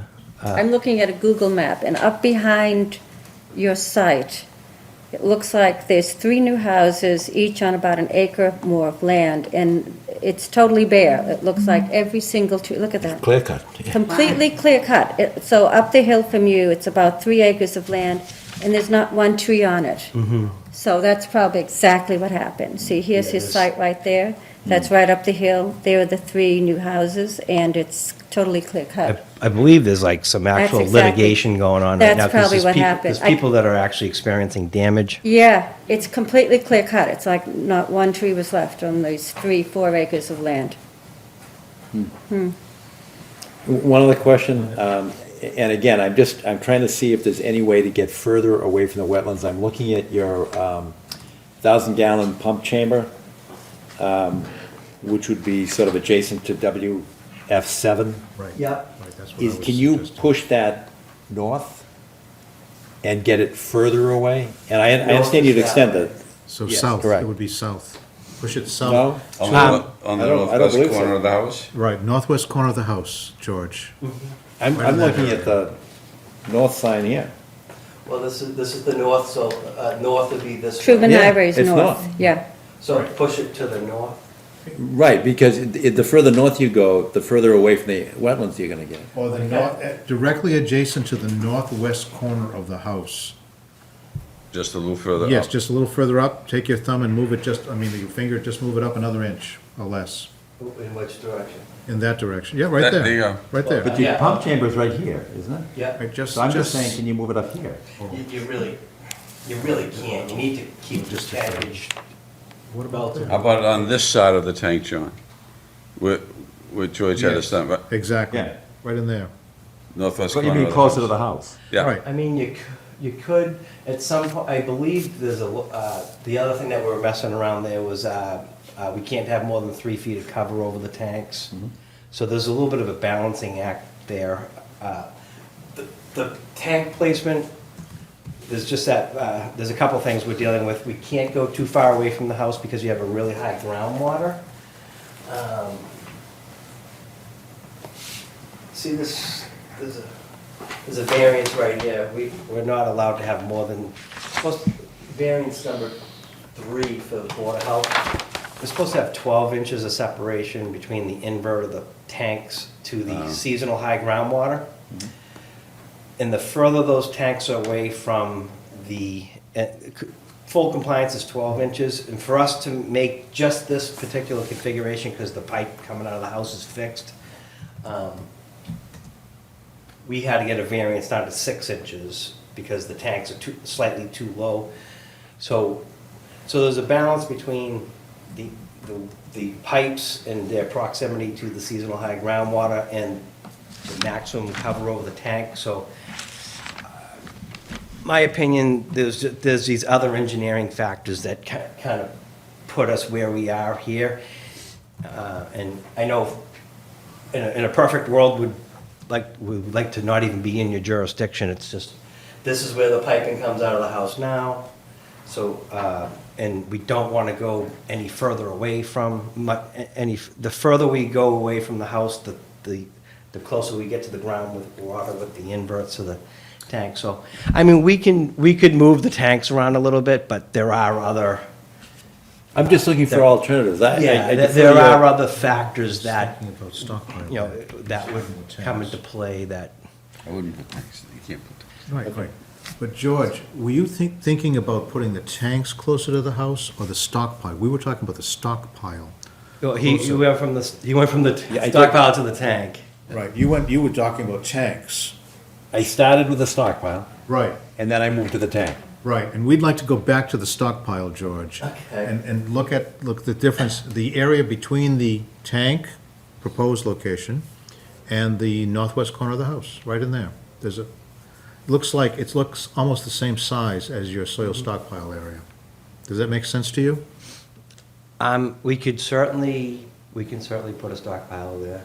It's much further away from from the wetlands. Oh, yeah, I'm looking at the 17 feet, that's why I brought it up, because I'm trying to Yes. keep you outside of a non-disturbance zone. Right, exactly, and that would do it, Right. just as a suggestion, you know, So, at the right start. there, exactly. Yeah. Yeah.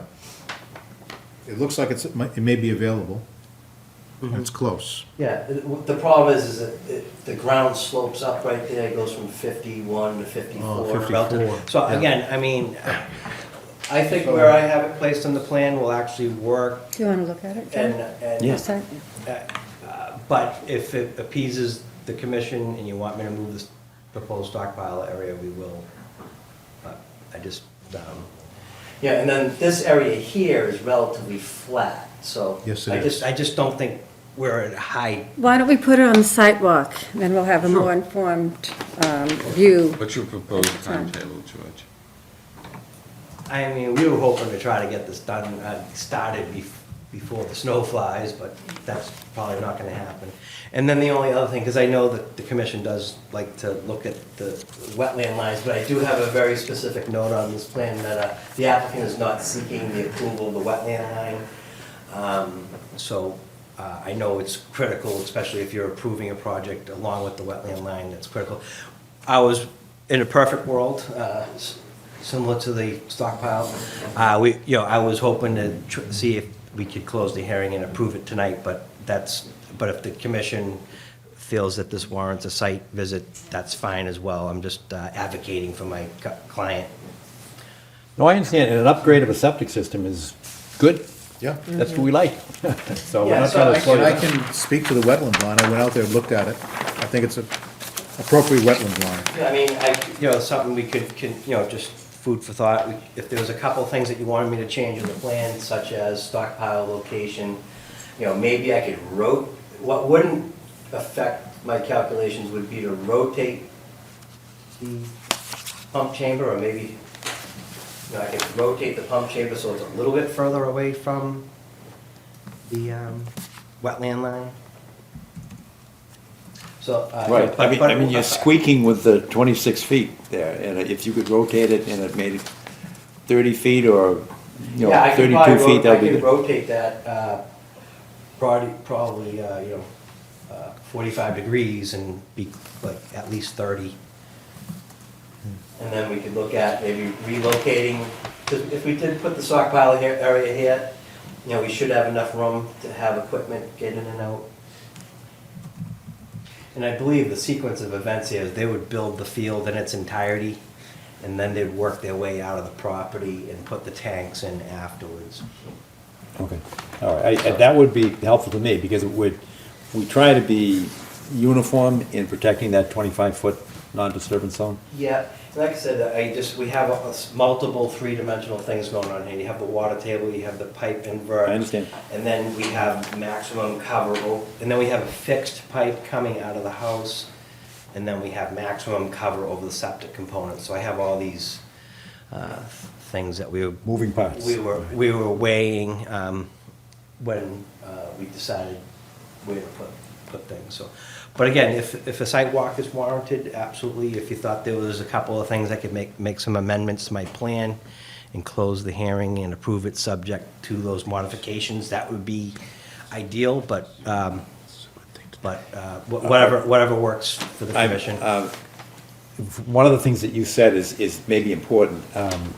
Generally, just by way of tradition, for a long period of time, the commission generally likes to see the wetland flags before we approve it, because once you approve it, it's good for 3 years, and you're stuck with it. If somebody wants to put in a, McDonald's drive-through next door, you're stuck with that wetland, so we try to see it. But if you said that the applicant is not looking for an approval on that. And it's on the plan, note number 10, That is, top left, just under the locus. C8. I don't see You might not 10. have the brand-new plan. I brought in a new, there's a plan dated 12/6/18, which is what I have here. What? Oh, okay, yeah, I only go up to 8.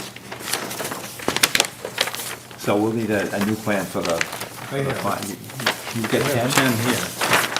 Everybody's got about the chair. Yeah, I got 8. Of course. I think that was, I've got 8 as well. So anyway, I think you know, this was placed here tonight. All right, no, I took this one from, I've got it right there. So whatever gets, you know, what we would expect to be reflected, actually, you know, the current plan is 12/6/18, and then assuming that we would be making some plan modifications, the order of conditions would reflect the next plan. iteration of the plan. Yeah. But I- All right. Well, from my own just personal perspective, as long as we don't approve those lines, because I don't like to approve lines we haven't seen, but I do defer to Steve in this case, so if the applicant's not looking for it, and Steve can verify that it appears to be They look accurate. perfectly accurate, as well as, I made another suggestion for George to change the plan. There's a drainage. Would you show the drainage? It's a really interesting drainage situation for that wetland. it was The drainage PVC pipe, the white PVC pipe. an MDC special, I would like to call it. Yes, thank you. Yeah, Yeah, the pipe comes off comes from another property, which is all underground piped. And then it comes to an intersection, it hooks a left, and then there's like a little oddball inlet here. exactly. And, so, I found it in the field and asked him to put it on the plan. So is that carrying more water from that Beacon Street property?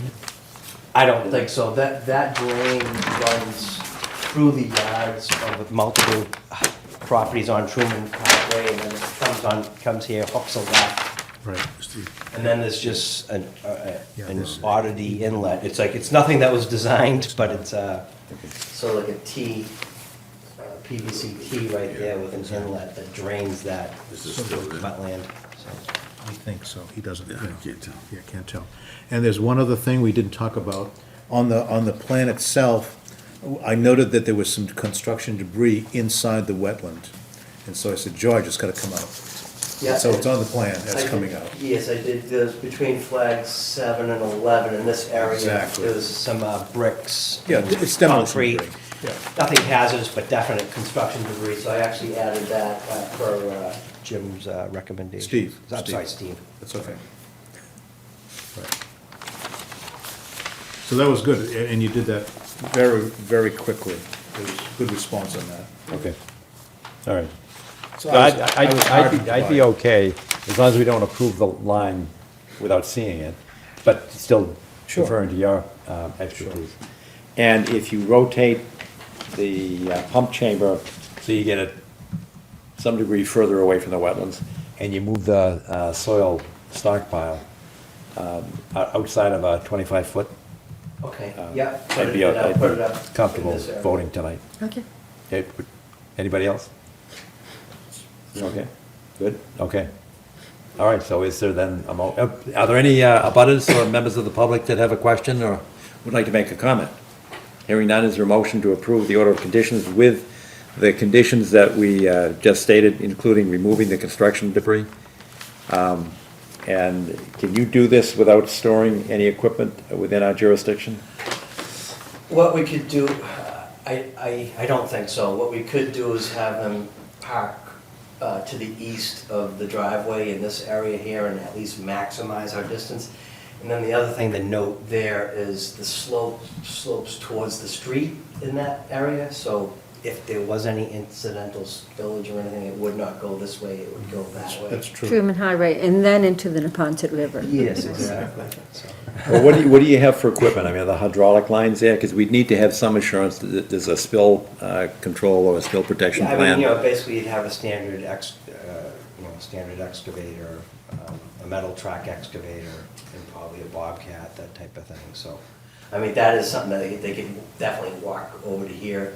There is this little area here, where the wood line dips in. I could label that as equipment storage area, overnight storage area. That would be good if you could get it in there. And that's sort of to the east of where it says stone parking. Yep, and almost due north of the garage. So I could like designate this area, Yes.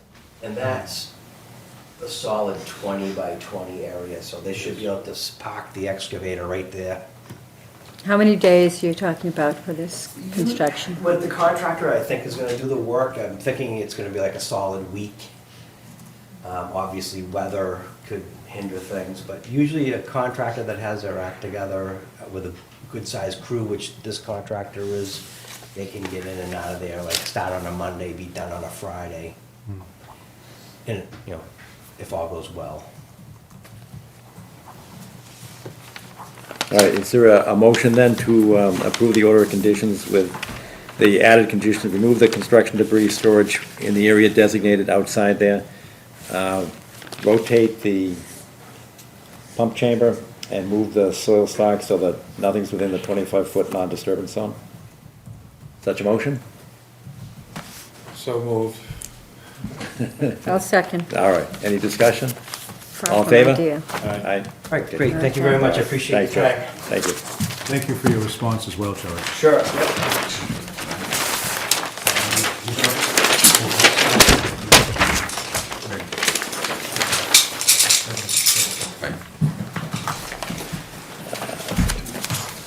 Yeah, thank you very much. Thanks. Okay.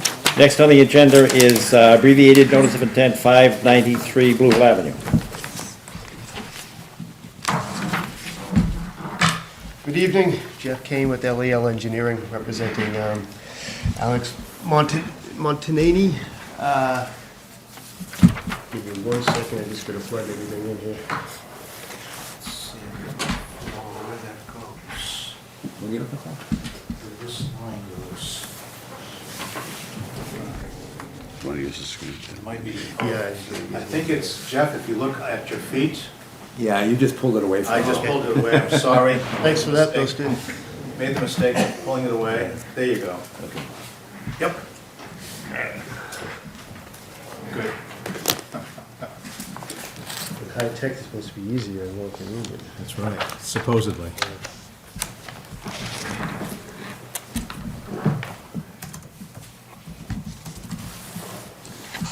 Steve, is it you? Yes, thank you.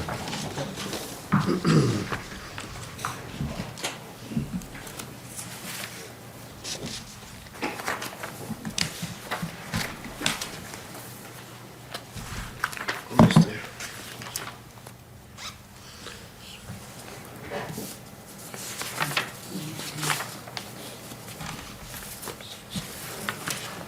What is your client's name again? Alex Yep. Montigny. I will look it up. Okay. Thank you. All right, sorry for that, I'll say you now. About a month ago, we were having an informal discussion on this project at 593 Blue Hill Ave. I see some new faces, so maybe I should just kind of rehash what that. That would be helpful. Okay. About a year ago, our client Alex purchased these 2 lots on Blue Hill Ave, 591 and 593. Unbeknownst to him at that time, there was an agreement with the previous property owners that in order for them to get a butter support for this project, there would have to be 5 issues that the property developer would take care of prior to this project being allowed to go forward. There was just a written agreement that was filed with the building department. And it had to do with 2 of the abutters that took care of some drainage issues and some screening and some plantings and things like that, aesthetics-wise, that if this builder took care of that, these property abutters would support the project going forward. They filed that agreement with the building department. Paul Sullivan was the initial owner, and my client Alex purchased this land from him. He was not aware that agreement existed at the time. It wasn't something that was filed with the registry, it was just something on file with the building department. And that agreement was in the notice of intent. So Alex began construction, he got the foundation in, and that's as far as he got now. He now has to take care of these issues to be able to move forward at all with this building. It's been sitting there for months now, just a foundation put in and that's it. The requirement in that abutter agreement, there's about 5 of them. Only one of them involved this Conservation Commission. The other ones were plantings and screenings and fences and things like that. One of the requirements was involving driveway drainage on the abutting property. The abutter, the Haggertys, have had issues over the years with water coming down off of the property just north of them, eroding away their gravel driveway consistently. And their concern was, or what they wanted with this abutters agreement was that water to be taken care of from that driveway. That's why we're here in front of you tonight, to check off that little box in that abutters agreement. They wanted a new trench drain put in the gravel driveway, an adjacent property. That water captured, brought off into our client's property, and managed off-site, so to speak. So that's what this notice of intent is for, to put in a trench drain and improve a swale along the gravel driveway. And I'll show you, I'm sorry, that drain, what, goes to a dry well? it goes to a combination, actually. We did some test pits out there, so there's some soil that's actually decent for infiltration. So what we've done is pipe it initially to a dry well. It also has an outlet pipe that goes onto the client's property. And it ends up going overland, using the infiltration as it goes overland, very shallow slope, 1 to 6. We've got some pooling, and then we actually have a large pooling area at the bottom of 151 with a lot more infiltration to happen in a level spreader. So we're taking advantage of as much possible as infiltration on the site. But this is, if you look at the screen, this dark line here, that represents the client's property now. This is this lot 593, Blue Hill Ave. This yellow line here, and if I'm saying the colors wrong, I apologize, I'm colorblind. This yellow line represents the 100-foot buffer from the wetland. This red line here, is that right? Yes, red lines. Represents the 25-foot no disturb. And I've colored in the gray right here. This is the gravel driveway that exists today. So our work, about a year ago, actually, they did receive a notice of intent to do the work of this project. That involved the driveway, the utilities, the house, the grading, and things like that. This new abbreviated notice of intent is really just for this drainage work associated with this driveway. There's an inlet located right here that's on our client's property at 593, right there. And then there's a swale. That swale exists today that's adjacent to this gravel driveway. Our work is to improve that, improve the flow characteristics. Right now, it's just an earthen kind of swale that they dig in the ground once in a while when the landscapers come out, easily blocked with leaves, things like that. We're just widening it, putting down some turf to kind of stabilize it, and make it more of an actual flow channel. We're actually going to put a couple of little stone check dams in there that will slow the flow down and, and promote any type of infiltration within those limited runs there. The biggest, and I say that with quotations, the biggest amount of work is just a little gravel trench drain right here at the top of the driveway. It's, if you look at the drawing, represents 3 foot wide. It's got 3 little 4-inch pipes in there just to kind of get that flow and direct it over into the swale and away from the top of that gravel driveway. That all gets You eroded. keep calling it a gravel driveway, but it has a name. It's Perkins Lane, isn't it? Yes. It is Okay. Perkins Lane. Okay. Yeah. The gravel section of Perkins Lane. Some of it is mechanical, Yeah. down to the bottom of Lisa Right. Adams' Yeah, house. exactly. That's 610. Yeah. So we'll be putting this small trench drain in right across Perkins Lane here. That would empty out into the swale. The swale, again, that exists today, will just be improved. That'll be brought down into this area drain right here. That'll now be piped across into the yard, discharge into just a little settling area here. This is all just kind of spills over, meanders down. It's, again, a 6-to-1 slope. These are 1-foot contours, so you can see it's not a very steep slope. We take advantage of the infiltration along this whole route here. And again, it would end up just pooling down in this area here, again with infiltration, and we have a level spreader across the top here. That's the idea. That takes care of routing the water off the site as required in that agreement. And then the other section, again, of that agreement is to provide this trench drain in the driveway now. There exists one up here already that was put in when 610 Brush Hill Road was built. So there's already another best management practice, so to speak, up here. And that goes down into a level spreader that's associated with 610 Brush Hill Road. But again, the reason we're in here tonight is to really check the box on this agreement, that they need to provide a trench drain in that gravel driveway, as part of this agreement come up with back in, I think 2015 or 16 with the original owner. To go forward, Alex has to get this work done.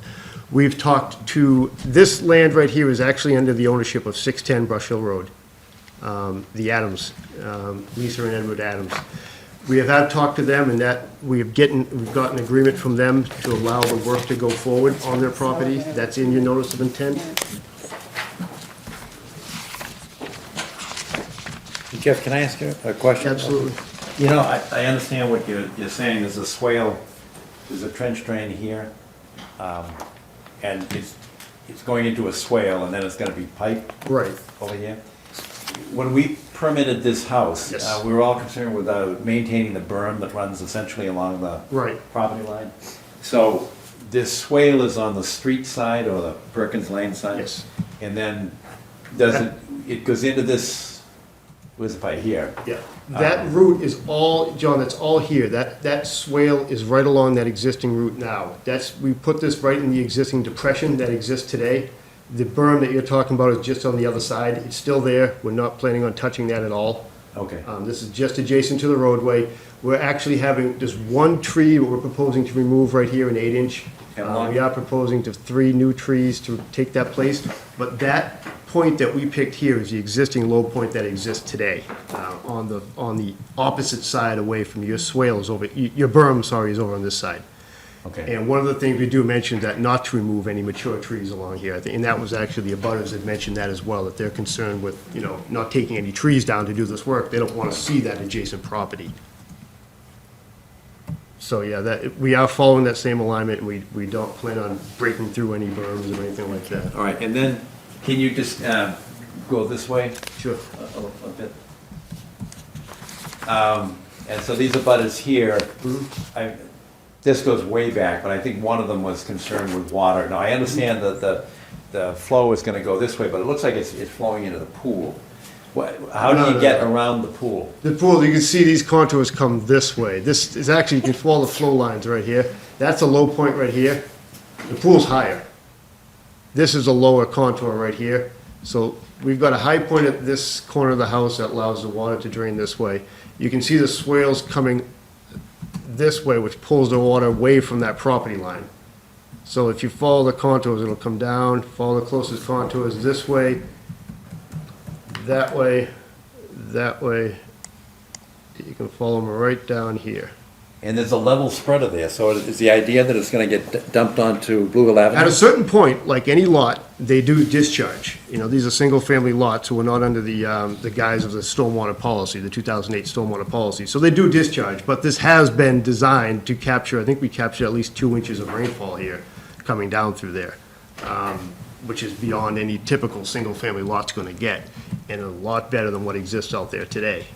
And I've got to involve Bill Clark in this, because at one time, I had talked to him about, at the end of Perkins Lane, they were gonna put in a catch basin there, because they were concerned with the water running down Perkins Lane, then going directly onto and icing up on Blue Hill Avenue. I walked the site with Bill Clark before we came up with this, as well. And obviously, one of the big things was to get that water off of Perkins Lane and put it into Lot 2, or 593 and 591, to try to mitigate it somehow there. And that's what the test pits were for, to find out what we had for infiltration available on the site. The idea of putting a catch basin on 138 was great, and when Bill brought that up, I would have loved to have that. There's no lines available out there. The nearest catch basin, I think, Steve, we had talked about this last time, is Way down the hill. way down the bottom of that hill. Hundreds of feet Yeah. away. There's no way, then the other system is further up the hill. That drains the opposite direction, drains to the north. So there's no available catch basins here. My understanding is the size of the electric duct bank running adjacent to 138 wouldn't even allow a state system to be put in at any time, even if they were considering it. But there is no catch basins, unfortunately, to tie into out there. So we have to try to mitigate what we can on the site. But do you have any runoff calculations that will show that the mitigation is sufficient? I know it's going to cost a lot of land there, and there's going to be an absorption. Right. But do you have calculations? I did, I actually walked it through with John Thompson. I brought him the calcs, showed him that we are, for a single-family lot, we're capturing at least 2 inches of rainfall, and anything else that's coming off there, as it does today, will be reduced rate as what it was before. So there's no way, nor would we ever design this as a subdivision where we try to capture the 100-year rainfall. That would just be impossible. But even as a single-family lot, typically you would, if you were in a critical area, you design a lot for a single-family house to capture a ½ inch of rainfall. That's what the typical DEP stormwater capture would be. And in this case, we've got it calculated to capture at least 2 inches. So we are mitigating for it the best we can. There will be runoff. There's runoff today. It'll be at a reduced rate. And like I said, the town engineer does have this permit as well. I did walk it through. What do you mean he has the permit? He has our design. But has he said yay or nay, or is that within his province? That's, when I talked it through, I mean, I have not heard back from him, put it that way. I walked it through him, I brought it to his office. I'd follow up with him before, obviously, we started anything, but I've not heard any issue with the design yet, so. Well, I think the plan works, assuming that there's some absorption, but I don't want to just redirect the problem. No, of course not. And I want to make sure that the town engineering, the department is okay with this, because they were concerned, because when I first talked to Bill Clark, Right. he had been, I don't know if John Thompson was there, but I know there was a full discussion that we've got to do something with this water. Right. I'd just like to have some level of confidence that they're good with this plan. Sure. We'll have to get something back from John.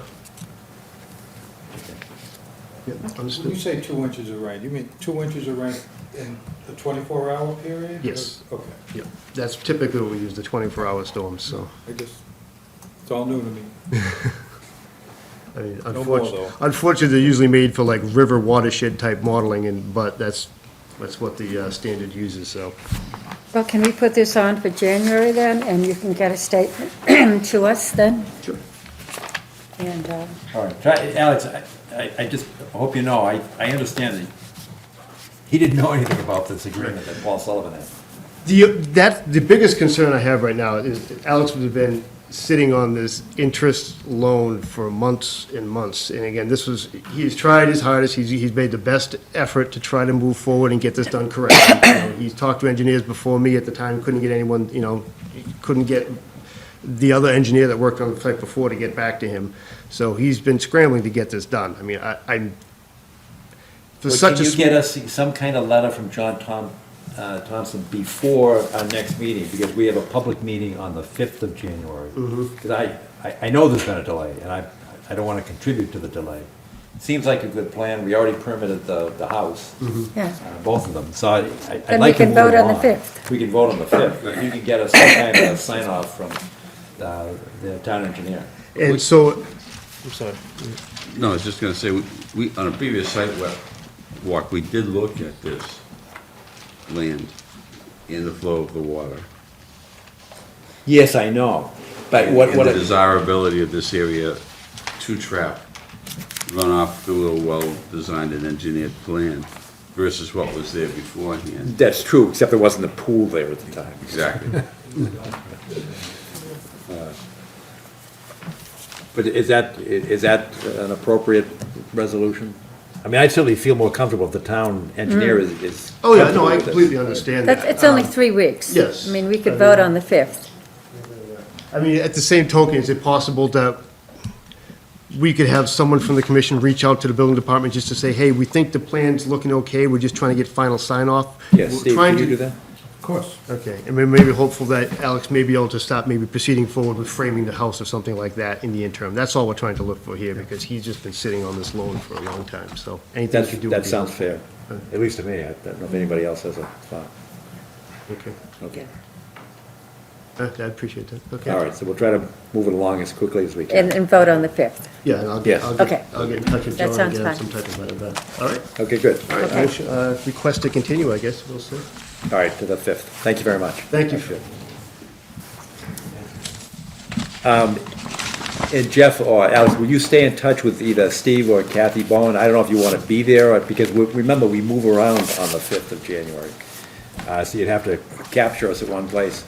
I don't think we need you to be present, because if we just get some kind of approval from Right, from the John. town engineer that. Yeah. Yeah, I'm you good to don't go. have to come to the site, because we've seen it. Okay, but the Right. 5th, yeah, that's fine. We'll, obviously, we'll get it there before you're on your site, so. Okay. Perfect. All All right, right, good. thank you. Thank you both.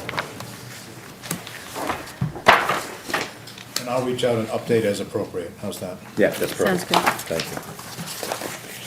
All right, next on the agenda is Enforcement Order 50 Summer Street.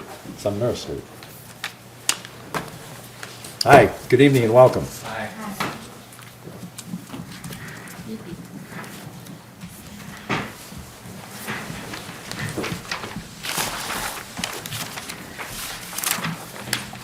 Oh, you have plans. Yes. Perfect.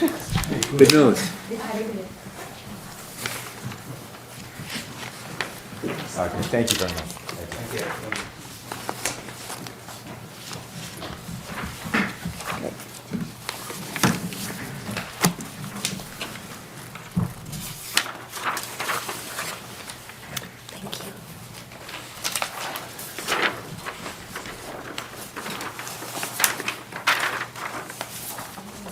Thanks, Jim.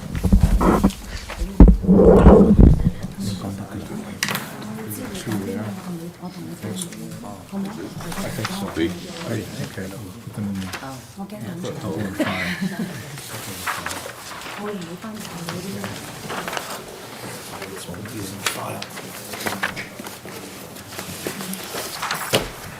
Put those in the file?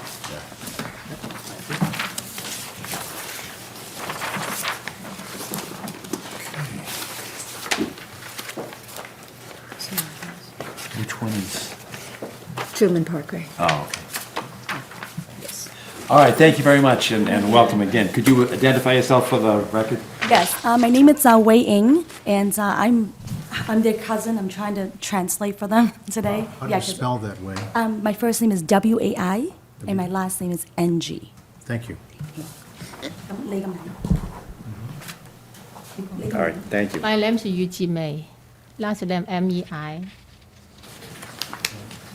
Okay. So this, Is it all set? yes. Chun Tat, you? Yes, I am. It's right on the plan. Thank you. So this helps us with the MDC sewer easement. It doesn't exactly show, and I'm just trying to do a comparison of what we had last time, so that we know approximately where the line is, that is the property line. What we're trying to do is relate the property line to the excavation where the drainage pipe is. And I believe the drainage pipe, the outfall is outside of your property line. I believe, but I can't tell from this. Right. So I guess the last time they were here and they were asked to do a survey for the Yes. property. So this was the plan that we actually got from the surveyor. And they actually put stakes out on the property too, to map out where the property line is. So I guess we should ask the question, are the sticks before you get to the excavation that was made for the stormwater from across the street or not? Are they on this side of the line or this side of the line? 嗰啲一條條嗰啲棍喺呢度啊，定係喺呢度？喺呢度或者呢邊啊？嗰啲棍係咪呢？佢今日插嘅。係今日插嗰啲。喺呢度啦，係咪 It's gonna be around here. Yeah, around here, yeah. So- So it'll be like this line here. The sticks are on that line? Yes. 係咪嗰條棍喺呢度啊？ Yeah. What we're trying to understand is whether that's, on your property or off your property. 呢個係咪你㗎？係咪你啲地啊？唔係。No, it's not their property. Okay. We So- take the picture. That would be here. Here. Oh, here, yeah. You do have a picture? Yeah. Yeah, Okay, log lah, is- log a picture. 係咪呢份？ Good. This is an issue of 你呢度有 them 冇相？ making a lawn今日 onto 影。 conservation property. Oh, I see. Okay? Over by Pope's Pond. Sumner and Pope's Hill, Pope Hill Road. Pope's Hill Road. Pope's Hill Road, yeah. That's the location. I had to go find it. So this is where the stake is, and then this, I think this is where the sewage line is. All right, can I just take this out? Oh, okay.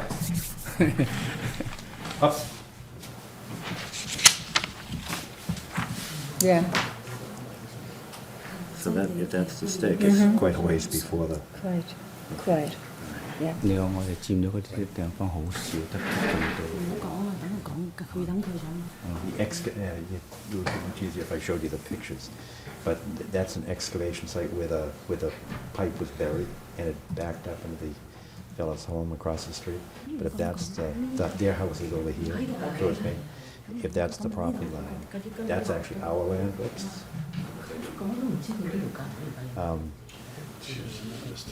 That's what was. Right, exactly. That's what was buried. Okay. And it backed up all the water that's draining this way. This is actually our land. That's the conservation. 好在影到嗰啲旗仔。And they covered it.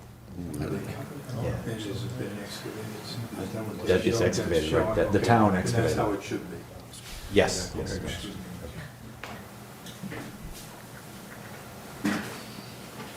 Oh, interesting. That's the wrong picture. Okay.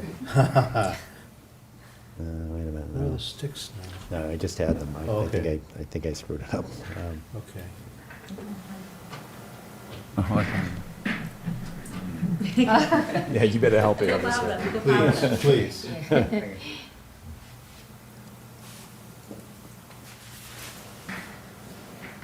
Yeah, that's good. Oh, 開大 thank 嘅 you. 我記得。 Okay, so there's the stick. So the house is over here. Right, house is right here. And those are, is that the tape? Oh, It is. Still. Didn't listen to a lot of rock music on headphones. 聲俾佢唔睇啊，聲一張俾佢。 okay. Thank you. So the stick is here. This is an area of. Yeah, so you did the same thing.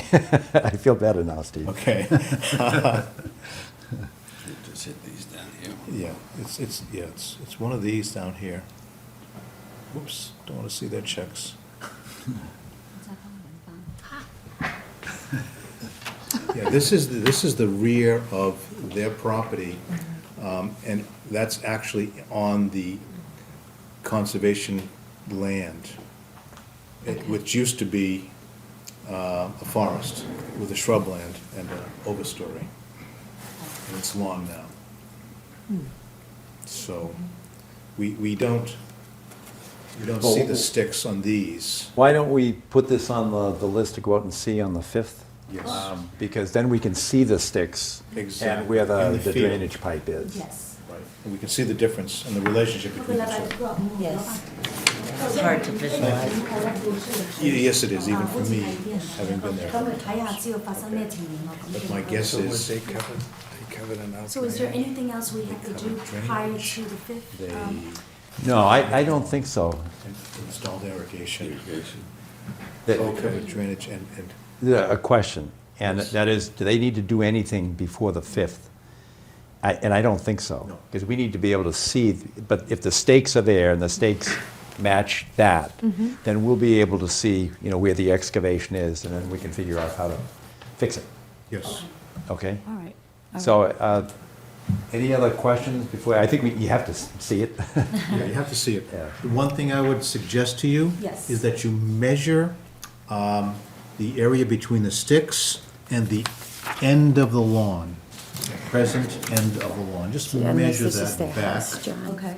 We know how wide the lot is, so we can multiply the width by the length to understand how much additional lawn was created. Got it. Okay. Okay? Got it. Okay. Just one measurement. And on that day, are we gonna have a solution of what we need to do? Is that how it works? This is new for us. Yes, I think we will be able to come up with a solution. Yes. It can't be done like that. It'll will Right. require some regrading and planting and Yes. things like that, which will be done in the spring. But we will Yes. make some recommendations for solution at that time. Perfect. perfect. Okay, all right. Thank you very much. 即係 thank you，即係佢咧，佢要出嚟睇，睇完之後咧，佢話俾你聽有啲咩嘢要做，咁咧就要整翻個名。而家唔得啦，佢而家冇嘢啦，佢哋喺度度嘅，度呢啲地方，睇下有幾地方咧，即係度呢個地方。係啊，即係有時係運佢哋間屋側邊，唔係佢嘅話，佢係有即係有個大嘅，即係我哋呢度係。哦。有茶嘅，唔好喐啊！唔好嘈你呢個。Okay, thank you very much. Thank you. Coming in. Thank you very much.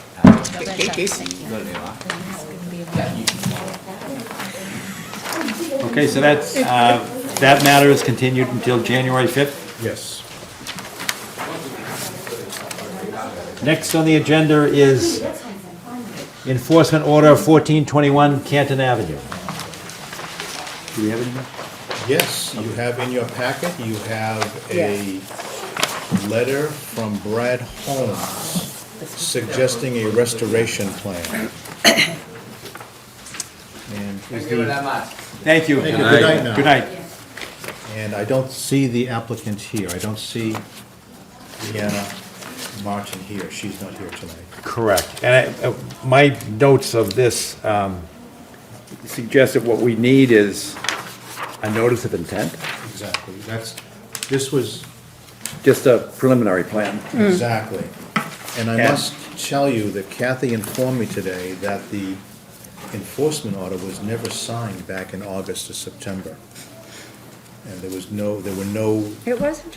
it was not signed, that's correct, and there were no details with regard to when it started at that time. Well, it'd be in the notes, because we Yes. postponed that several times. Right, And exactly. we had a vote at the September meeting to. Yes, it was the to September meeting. Impose the fine. But you did not sign it at that time. You may wish to sign it now? Yes. But what's also missing is it lacks a stream bank restoration plan. There's sort of a generalized remediation plan, but it doesn't talk about restoring the bank. And that would be, we need to talk to Brad, I think, and make sure that that's part of the notice of intent. Right. This is one that you can actually catch up on, because we actually have a video of them filling the stream, which is odd. Right. And it started last March, and we invited them to each meeting, March, April, May, June, July. So you want to sign And there was one meeting, I think in July, the homeowner came but left, so by the time we called it, she wasn't here. And I think they appeared in August, They did, yes. They were here in August. One time. and then we said, you've got to come up with a plan. But you do need to look at there are some photos here, but you actually need to watch the video. This is for enforcement order. And the town engineer is Stream. there. So it's Stream different. filling. Wow. They filled this Portion, yes. Oh. Yes. Just sign anywhere? Do you have Yes. 1421?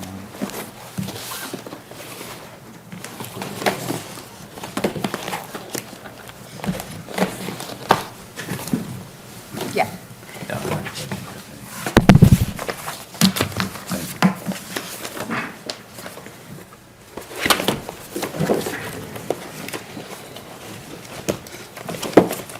So the commission had spoken about a $300 per day fine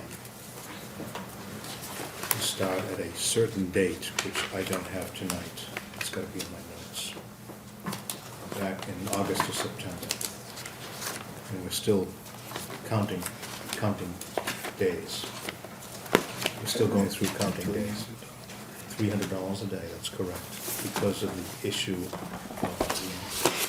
the owner not responding to us for many months. There's a prehistory of that. Exactly. There was a non-response for a long time. I banged on the door, actually went to talk with her myself. We sent certified letters. There was a whole process that was involved in just trying to get in touch with this person.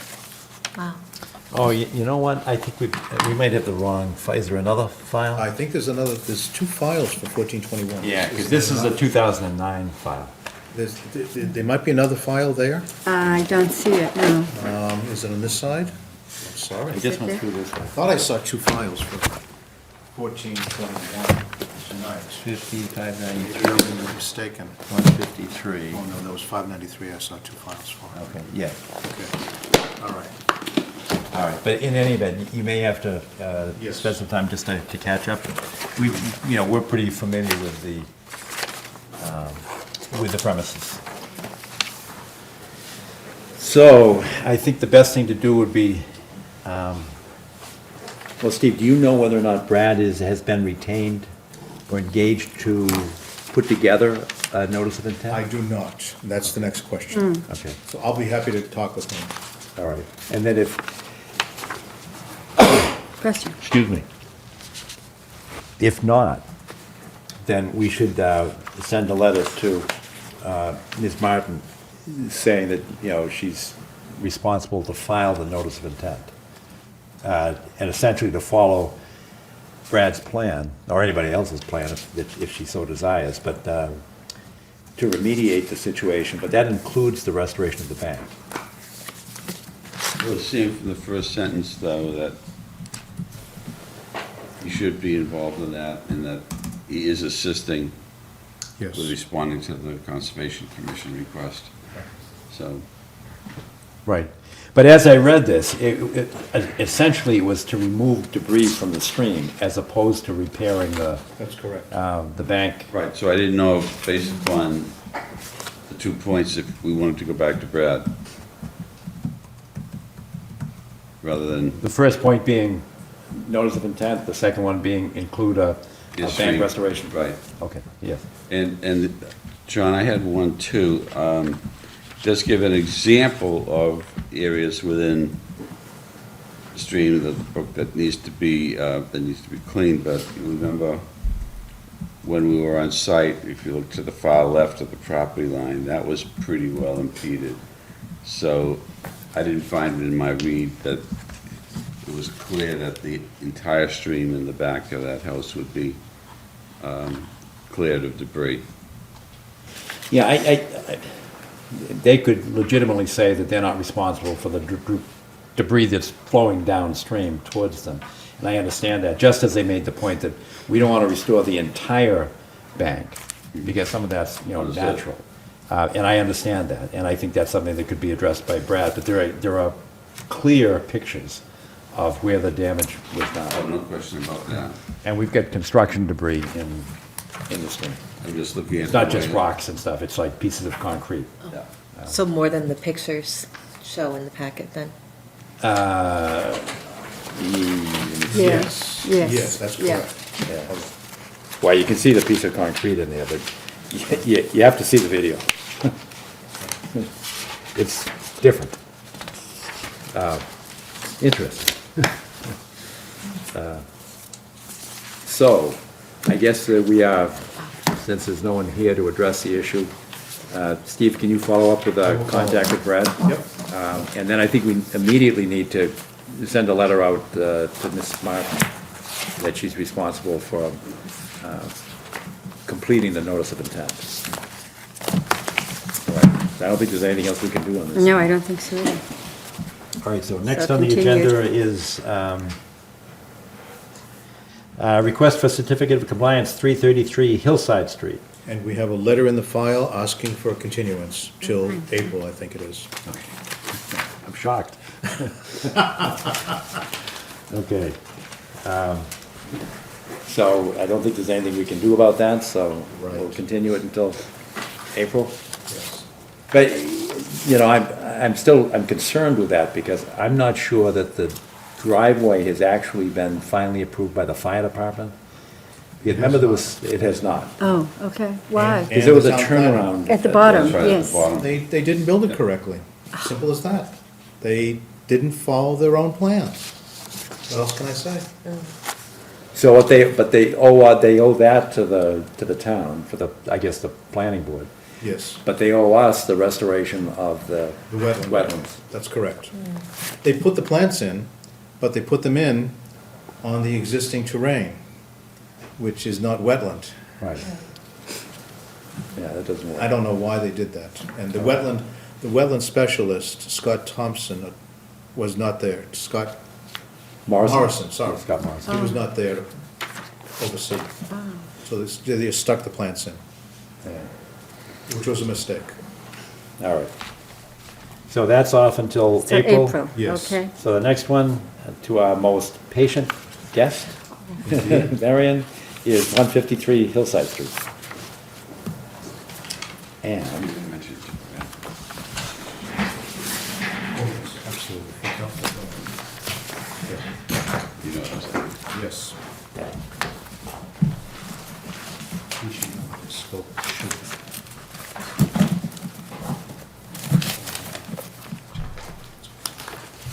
How are you? Good, thanks. How are you doing? Thanks. thank you for joining us and for your patience. Problem, it's always interesting. Exciting, huh? There tends to be a certain continuity to the cases. That's a nice way of putting it.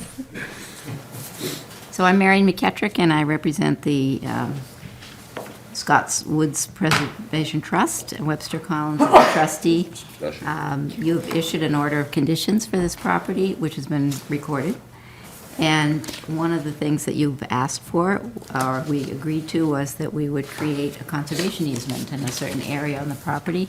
We had a plan at the last meeting of where that conservation easement would be. So the procedure for a conservation easement, which we've been through recently with Wentworth Farm Estates, or I have with you, is that you draft a conservation easement using the language provided by Environmental Affairs, basically.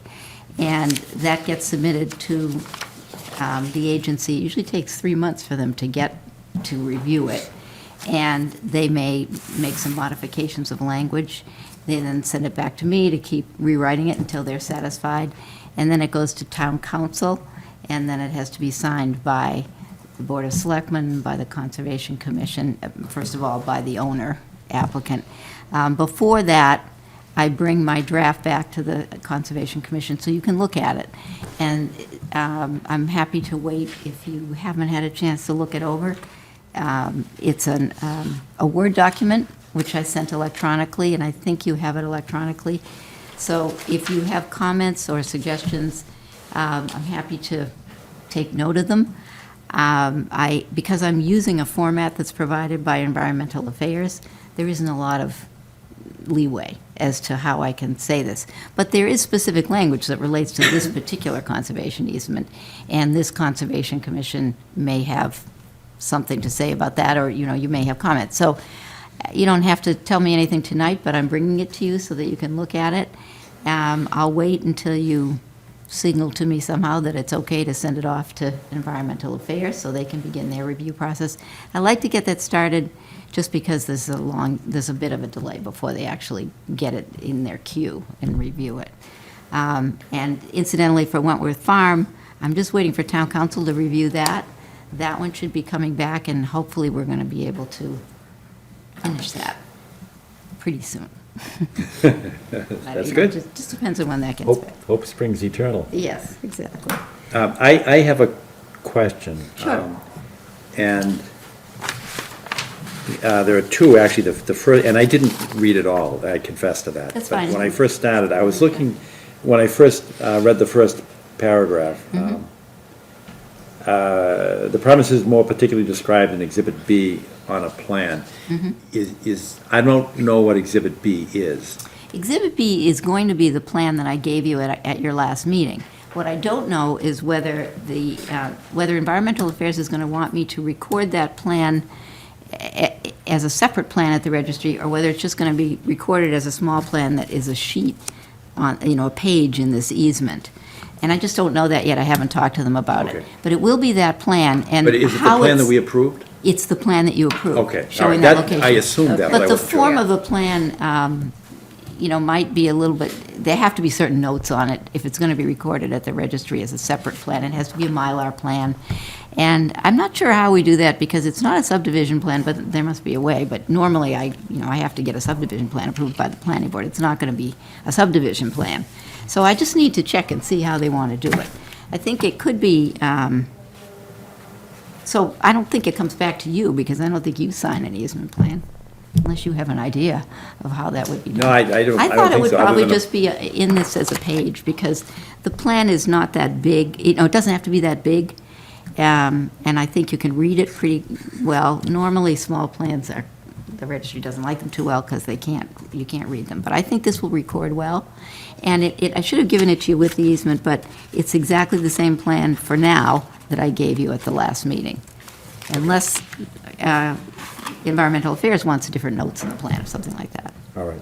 My second question is, second, I guess, is the third bullet on page 2. Yep. Consistency with government policy. I don't know the significance of the Milton Conservation Commission estimates the monetary value of the tree protection for this area to be approximately $39,000. I know that Webb was very interested in a tax deduction, so Yeah, but I mean, can't figure out if is that why this is in here? Probably, yeah. He talked to me about that after the meeting. He said, I'd like to put that in there somehow, and I said, well, okay, I can try. They might not want me to put it in there at Environmental Affairs. I can't imagine that they would, but the issue is that the way the conservation easement is written, you're supposed to be able to, create a value and you're supposed to figure out what it is. And normally the process involves an appraisal. So I suppose he's trying to get this information in as information that might be relevant for an appraisal, but it's the tree value. It's not, the way the conservation easement is written, as I read it, it's simply a percentage of the lot. So they'll take the value of the lot and they'll do a percentage, which is probably more to his benefit than just I this. would imagine so. Yeah. So I'd like your advice on that, or yours, if you We don't want just me to took include it, then. 72 trees or whatever it was. At 500. It was 26 times 3, right? Was it 26 trees times 3? Yeah, 26 times 3, that's exactly right. Okay.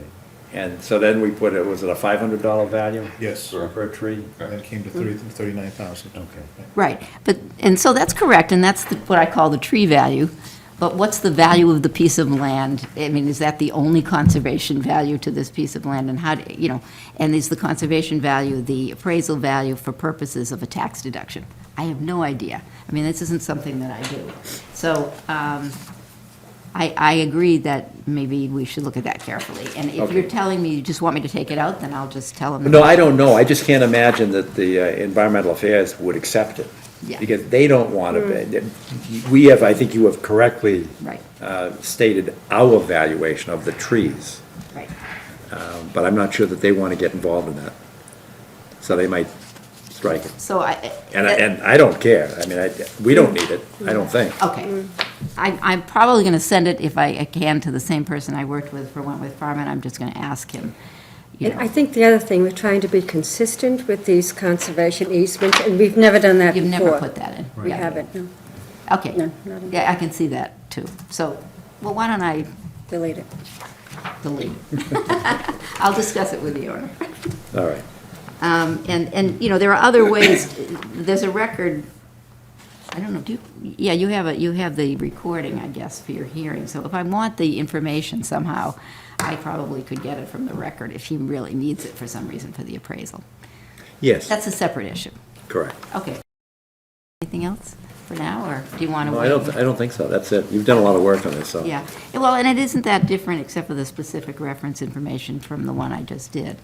In fact, there's very little difference here. I was able to use the same template and everything.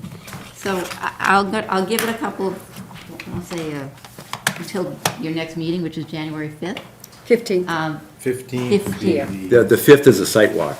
Okay, so if I don't get any more comments by January 15th, then I'm going to send this in to Environmental Affairs. That gives you a chance to look it over in case you have other questions. Yeah, that's fair enough. That's fair. Yeah. All right, good, thank you. All right. Thank you very much, Mary. Thanks, All right. Brian. Thanks. That takes us to additional business. Yes. There's a couple of things here. 531 Elliott, I got responses from John and Arthur with regard to taking down a couple of branches that are very high that are widow makers. Sent out requests, not to you folks, but to other folks, and only got two responses back, and I said, I need more at the time, okay? Yeah. So I'd just like to discuss that with yourself, Judith. And this is a situation where there is going to be a lawn placed. Some material was put in the backyard in our jurisdiction. It was removed to the tree drip line, and now they'd like to put some loom in, but before they put the loom in, they'd like to take a couple of branches down and make part of a trunk down on one of those trees that are indeed widowmakers. There's no doubt that they are widowmakers. They'd like to use a machine to go across the lawn first, and I said, well, don't put the loom in and then take the machine over across. Do the cutting first. And so they're looking for an email from me saying, okay, do the cutting. Do we have a You consensus? know, I'm, excuse me, I'm fine with it, Steve. I think the reason I didn't get back to you was, I'm a little concerned about, the open meeting law, that we don't get I too understand. No, involved that's in why starting I'm- to discuss No, issues. no offense taken. Yeah, Yeah. so if one Sure. or two people comment, but after that, there's a little too much going on. So now, at this meeting, Yes, I exactly. agree, I think it makes a lot of sense. Good, good. But, Great. Wendy, Thanks. we're really constrained by not, having discussions outside of the actual public meetings, so. That's right. Yeah, The next. If you have a quorum. right. Right. The next one was, you never discussed, I think we discussed it, but we didn't have any consensus on removing the tree on 76 Cliff Road. To the right of the garage? That's correct. We had the discussion, but you didn't really say. I thought the problem was that it was on somebody else's property. We have found out since it's not. Yeah. Oh, okay, She got it. provided some Bridget did the information. survey and. Exactly. And she also had a statement Right. at the last meeting from the abutter saying that it was on Bridget's land. Exactly. So I just wanted to make sure that we had a consensus of the committee. So if she takes it down, she's still subject to the 3-to-1 Yes. performance bond. Does she understand that? I hope she does. We've talked about it enough. Okay. Yeah, yes, and I will make sure. I'll talk with her myself. Okay. And make Do sure you- that she understands. Do you think it's a safety issue? Hard for me to say. Hard for me to say, that particular tree, safety issue. But it is significantly diseased at the base and Yes. running up the tree. Yes, it We had a is. photograph at the last meeting. Yeah. Right. Along with the recommendation of the arborist that it come down. I'm not an arborist, that's why I didn't want to say it. That was That's all. Hunt Brothers who said that. Correct. Yes. I thought I mentioned that, John. But the disease looked pretty ugly. Yeah, I agree. I mean, there's no going back, I just don't, it's just gonna continue to Oh, yeah. deteriorate. Yeah. Third item is 131 Elliott. This is the Hendricks, Hendricks. former Hendricks factory. Hendries. Pardon? Hendries. I'm sorry. Hendries, thank you, it's late. Been a long day. Not yet. I had a chat with, let me see, who did I have a chat with first? I had a chat with the LSP finally. And I asked the LSP what the piles were doing there, and what about the excavation? The covered? pile? Yes. Still there? The covered piles are still there. They hope to be removed. They have appealed, they have requested approval from a company in New Hampshire to remove the piles to them. I'm not sure what they do with them. Well, we don't, these have been tested, but we never, or I have never seen We've the never seen the results. test. Yeah, Right. we've never We seen the have to get results. those We're tests. supposed to get the numbers. So does the and all fire that. department, and so does DEP. Yeah. Right. We haven't seen any results yet. But I was told, I said, what about the holes in the ground? And he said, well, there are 2 RTN numbers, release tracking numbers for those holes. Yeah. He gave me the numbers. One of them, the deepest hole, is evidently from an oil-water separator. And there's a little bit more to do in that hole, the deep hole. Have you been on the site? This is Central Ave Yeah, and Elliott Street. yeah. Okay, that's the location, right at the trolley stop. The other hole was from a tank, number 6, fuel oil that doesn't move very far. It's a heavy oil. So it has not been excavated? Yes, that's complete, he believes. That hole is complete. And the next week, next Monday, they're supposed to start working on that site again. And by next Friday, they're hoping to have everything buttoned up completely on the site. We, But we have not seen just, one result. No, they can't do that. This is something that has some significant history. And I had a meeting with the town administrator, the fire chief, and the director of public works. And the issue is they wanted to get a foundation permit before they removed the tanks. And we jointly said, no, you can't do that. You need to get the tanks out. Right. Because that's one of the, it's part of the order of condition. And we've got two orders of condition. One is the demolition one, and the second one is the project, to build the project. So he said, you gotta get the tanks out. And part of getting the tanks out is that you have to inform DEP, you have to have the Right. fire department visualize it, and you have to demonstrate that you get all the contaminated soil out. And the only way you can do that is through the test results. And this has gotta be 5 weeks ago, At least, yes. and we don't have the test results. That's right. No test results at all. You know if anybody in town has this, Steve? I talked with the building inspector today. He has not seen a test result. Right.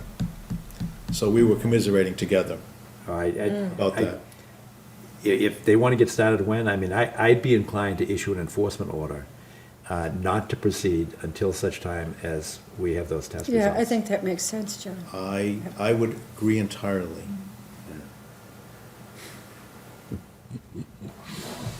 Would you like to do It's a that long tonight? history. I'll sign it tonight. Yeah. Yes. Let's sign it tonight. I'm yeah. sorry, Same I folks don't. that cut the 200-year-old tree. 300-year-old tree. 300. 300. Right. John I Adams. don't have a form for you to sign tonight. But basically, the enforcement, I will say, they're not to proceed with any other development on the site.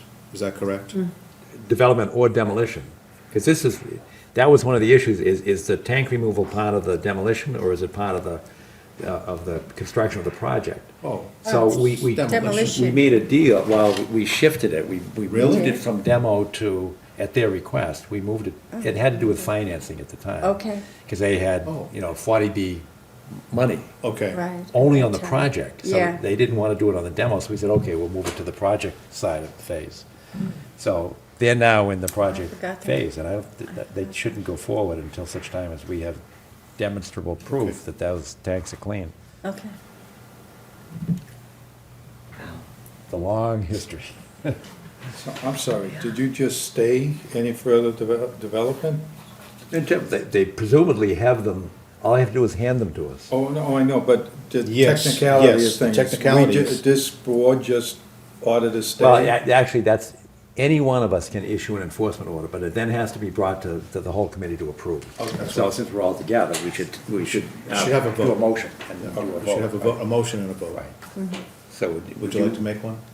Well, he should not. I'm He should coming in not. late on this, I'm gonna Question. even abstain on it, so. Shouldn't we say to them first, we want this information by this date, otherwise an enforcement order is going to go into place?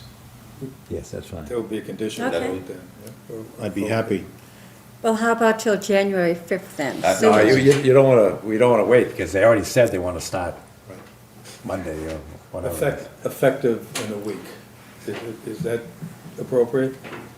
Vote for the stay now. It's effective 5 days from now. We could do that. Okay, That'd be great. yeah, good Effective, idea. 5 days without some Test results? test Is that what results, you- right? Okay. So that's a conditional, or it's a vote, it's a Yes, motion to condition. approve And a the test conditional results we're enforcement order. talking about are what is actually in those piles Right. that are currently, and how Well, many? that's true, It's what they have to what? do is they test the soil as they take it out. Right, And some of it, they carted away, some of it they stockpiled. Exactly. The stockpile is still there with the tarp over it. right. But whatever went out and off-site, and we know it went off-site. Yes. And it was That has to have a tested. manifest. Yes, Right. okay. And it has to go to a licensed site disposal That's facility. right. And they Okay. have to sign the manifest and send it back as to what it is. So we have to have some confidence that it's clean. Right. Because Right. otherwise it could still be there. And being Yes. right next to the river, it's within the 200 feet of the Rivers Protection Yeah, Act. yeah. Right. So. All right, so is there such a motion? Yes, Seconded? Arthur? All right. Any further discussion? All in favor? Good, thanks. Okay, unanimous? Yes. Yes, but, well, I think there were 2 abstentions, because they don't have the history. Okay, Out of the 3 of us here, yes. It was unanimous for those voting. for those voting, Correct. right. But that's not a current quorum. No, you don't lose it. You don't lose it. Every time I would leave on Pulte, I destroy the quorum. Right. Not every time, but sometimes. Right. So when you withdraw the 2 members, You change don't, the you don't quorum. you don't reconfigure an abstention doesn't destroy the quorum. They're abstaining. Fine, thank you. Appreciate it. Yep, good, good, understood. Okay. Do we, any other additional business? I don't believe so. Can you think of anything, anybody? Just want to welcome the 2 new members Yes. again. And thank you, thank you for Delighted these. to be here. Thank you. That's good. It's, Indeed. Right, it does Motion take- it to does take adjourn. time. Motion to adjourn? Second, I'll second that. All right, we're done, thanks. Thanks. Yep.